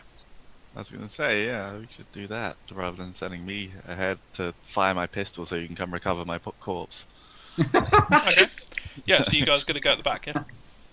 Yeah. Okay, so the as the Escape wagons method- draw near, method. one of the rather than trying to before they go in there, one of the blokes just kind of jumps off and runs into the town, and he comes back out.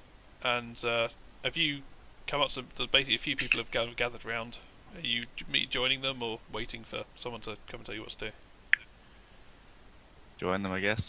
Doesn't sound like it's any harm. Okay, yeah, you join them, and this guy who just he sits at the run. He runs off through this little through the little pass, and you see him kind of just disappear outside, just around where the little village is, and a few seconds later, he kind of you see him running back towards you guys, and he's actually kind of running this time, and he gets he turns back up and goes, oh, there's been a massacre. There's destruction everywhere. There's no people left. And he's like, Oh. Well, I'm not going to make you guys take Christmas checks. Okay, so he's like, yeah, crap. It's We like, could have done that. Oh no! How he, terrible! he kind of grabs the a rifle off thing. Goes like, there might be survivors. I'm gonna go check, see if there's anyone still there, but it didn't look good. And you see lots of the wagon drivers kind of jump off and grab their revolvers and rifles and head off to go investigate the town.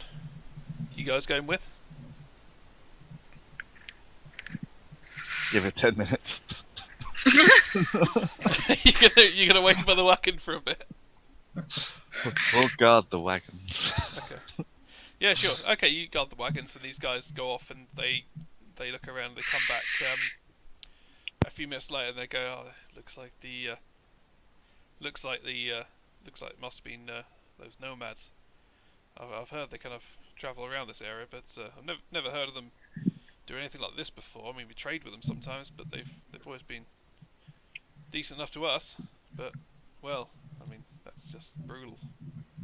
What a bunch of pricks! Right. Well, come on, we've got to go back to town. We can't let this stand. We've got to do something about this. But if we go back to town, won't they follow us there? And then they could massacre the town. They can try. We've Well, we've clearly got they enough- can. They've we got done a it lot- quite we got enough- successfully here. yeah, we've got enough people and guns to bury them in lead. We get back to town, so. Alright, that sounds safe. Let's go there. Yeah. Yeah. Yeah. I mean, it's obviously quite important that we make sure that we don't leave anything that the nomads could use in the wreckage. We don't want to be arming them for when they attack at high noon. You see what I mean? Well, if you want to go and see what you can find there, go for it. But we're getting out of here. We don't want to be. If they come back, we don't want to be caught up in it. And they'll good luck, and they just jump back in their wagons and head off back down. I say we don't steal from the dead and take it back to their families. It's not stealing if they're dead. Well, It's repurposing. It's inheritance. It's progression. You know, we can hand it back to their loved ones and say, you know, for example, Willie wanted you to have this. It's his shoes. He thought they were worth at least 5 meals. No, he really loved those shoes, or whatever. I don't know, but like, you know, or you why know, would we take his shoes then?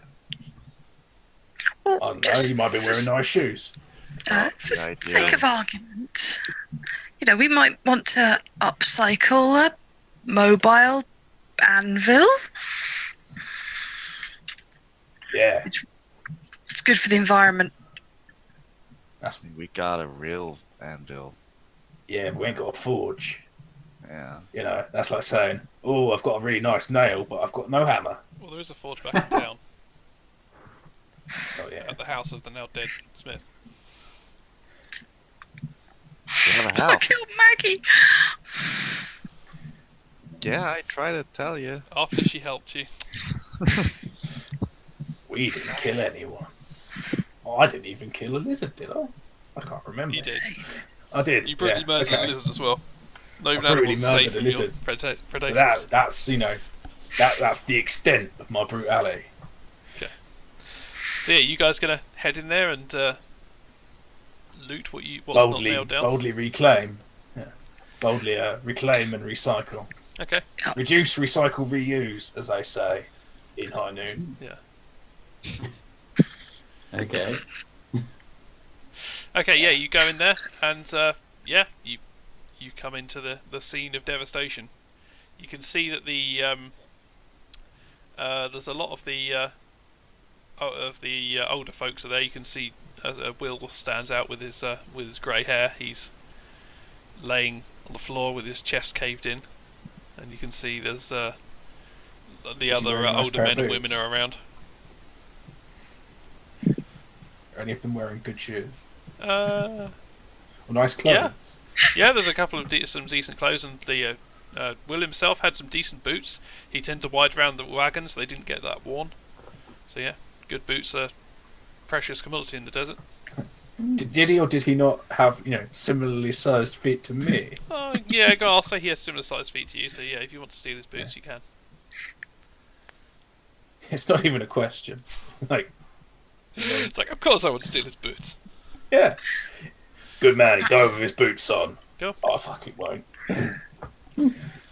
You'll die with his boots on. Exactly. Cool. Yeah. The, I'll walk a mile in his shoes. I'm guessing there's a bunch of dead kids as well. no. Okay, spared the kids for slavery. Now you're just being cynical. You know, maybe they spared the kids because they're nice people. After orphaning them.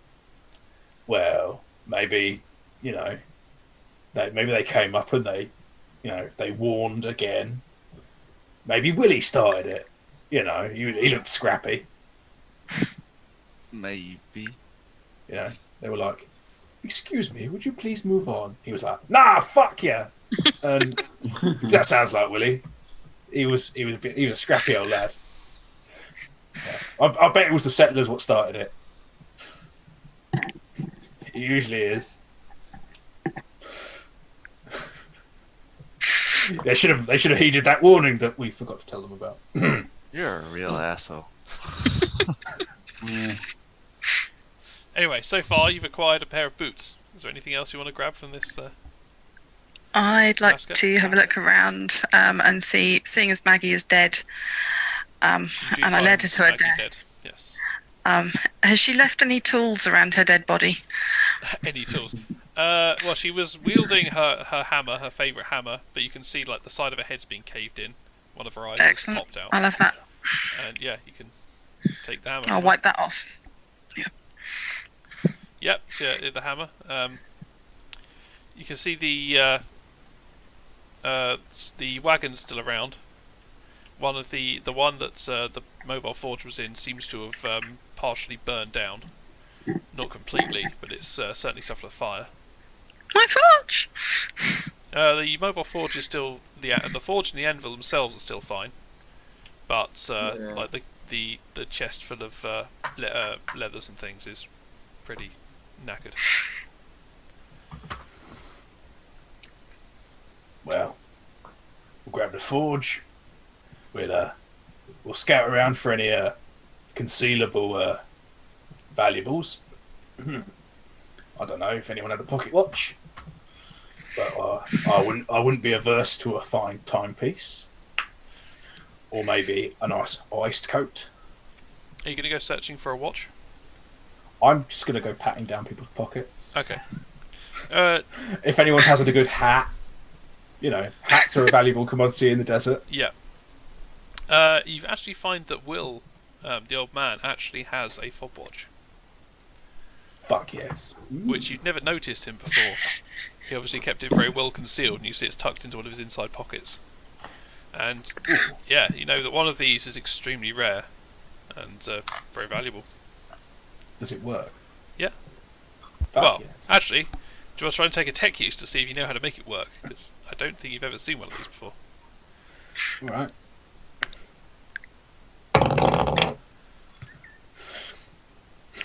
That's a 5. 5. It looks pretty.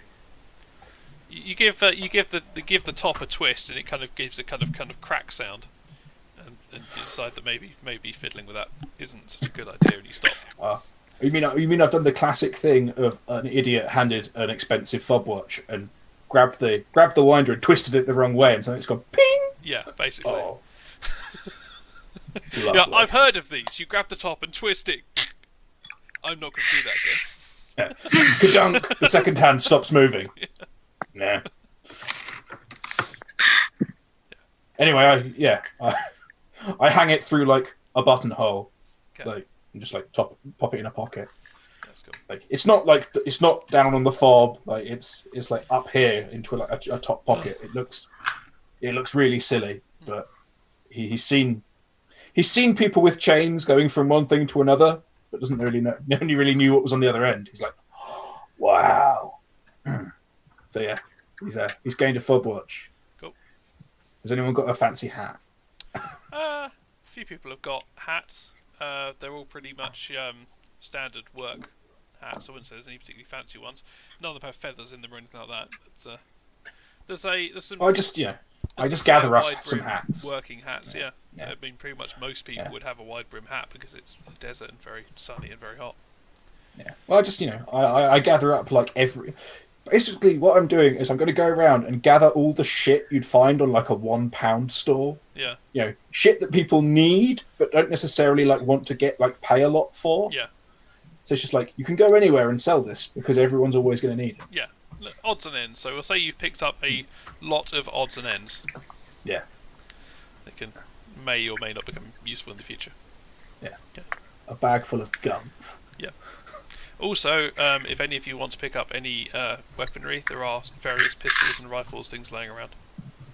I was about to Wow, say they left those they're there. like a better revolver around anyway. Yeah. Yeah, if you find Lou had an actual rifle with a small clip of 5 in it. Any revolvers, ideally. Yeah, there are a couple of revolvers. None of them are actually in better condition than the ones you've got, but you might be able to Ammo? fix one of them up. Do they have ammo in them? Yeah, Or you is can there any ammo get another.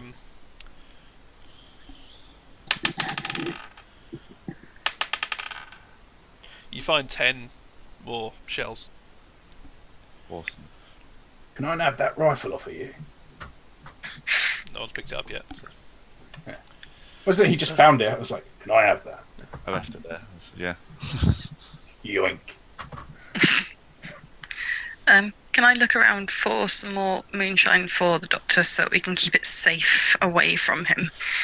You can have a look. Take a. I guess it'd be like a stealth check, really, to see if you can kind of try and figure out where it would have been hidden. because there's none immediately apparent. Botch. Okay, no, unfortunately you don't find any. Found an empty bottle.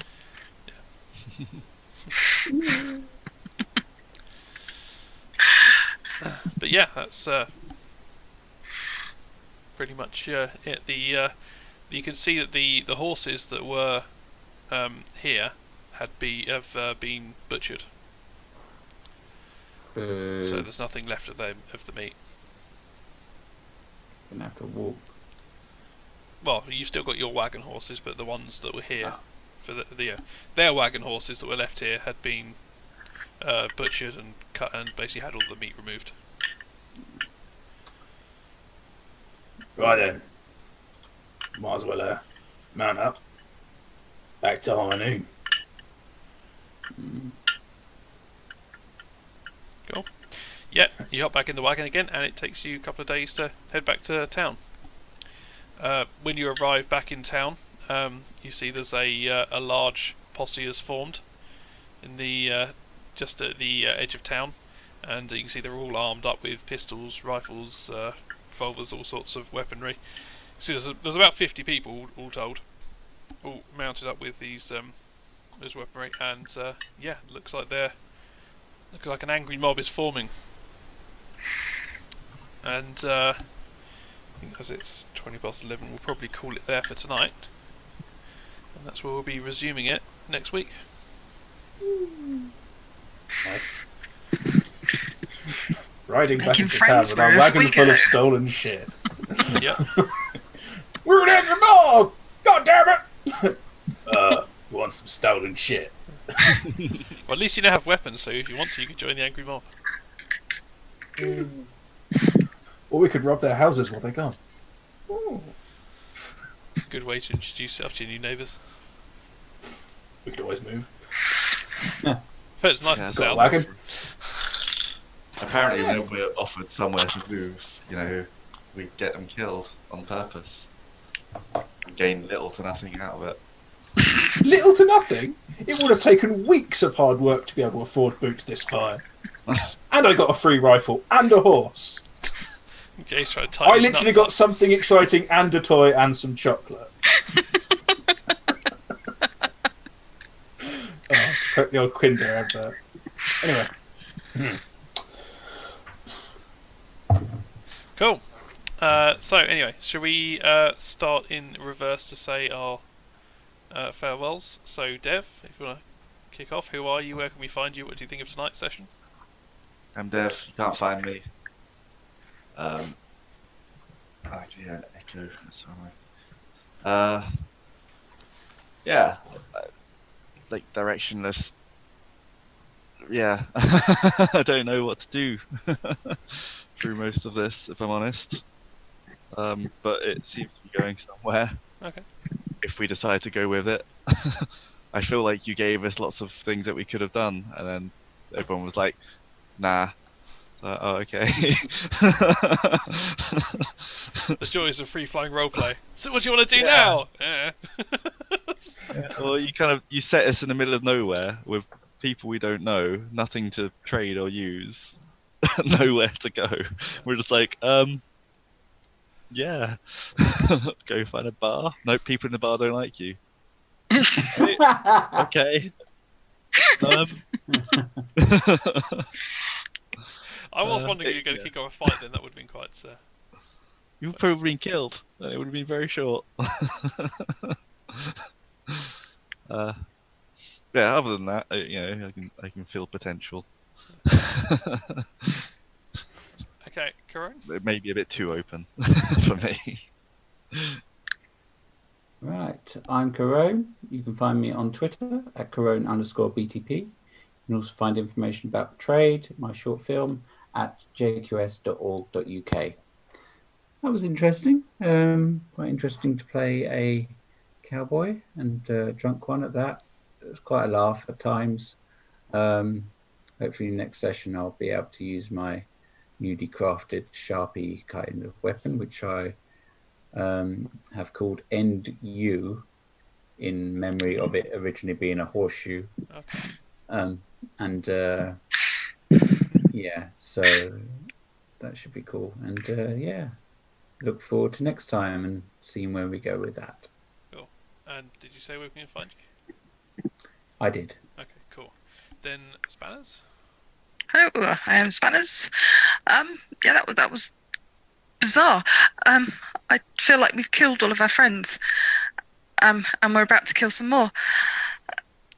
But it was fun. It was fun, and I'm looking forward to stabbing more people with Douglas the Cutlass. Yeah, you can find me on Twitter at spanners_BTP.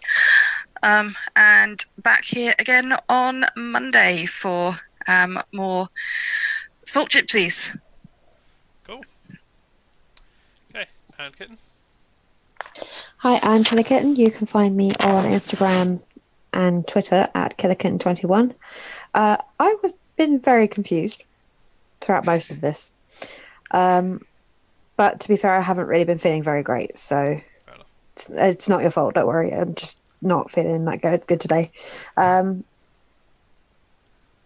I'm looking forward to feeling better next week and trying again. Okay. And where can we find you? Oh, I said Instagram and Twitter. Cool. In that case, Thirsty. Hey, I was thirsty. I was playing Rat. You can find me on Twitter at thirsty_BTP. You can find me at bloodthirstypuppets.co.uk. You can find me here on Fridays, here on Mondays. You can occasionally find me in other places when I remember to go there.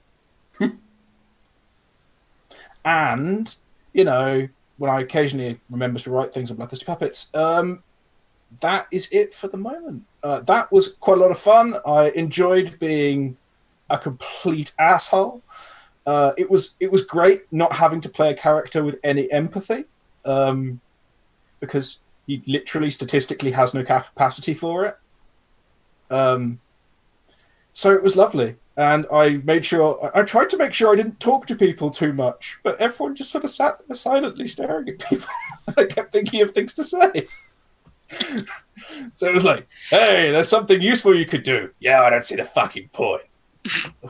Where's my cash? What's it for me? I'm really glad that his plan almost worked out, and he did end up with some fancy boots and a shiny gun and a new hat. And a watch. A torch. I've actually, I've also named my weapons. I have my manky shanky trowel and an unalive lose rifle, which I'm now going to treasure. Unalive lose rifle. I'm really glad I got to use the Deadpool reference, unaliving people. And this was great fun. So thank you. Cool. And yeah, I am Tech Puppet, and you can find me on Twitter at tech_BTP. And you can find me on bloodthirstypuppets.co.uk and gvstudios.co.uk for any techie needs you may have. And yeah, I think that's us done for the night. So catch us here next. And yes, Podgate on, well, when Blood returns from voyages overseas. Yeah, it's just another place they can find you. Yes, you can also find us. Yeah, you can also find it on. You can find old episodes of Podgate on YouTube and where podcasts are caught. So yes, we'll see you next Friday for the culmination of this. It's going to be a two-part one, so next Friday should see it finished off. And yeah, then we will see you later. Was there any Kevin MacLeod music or not?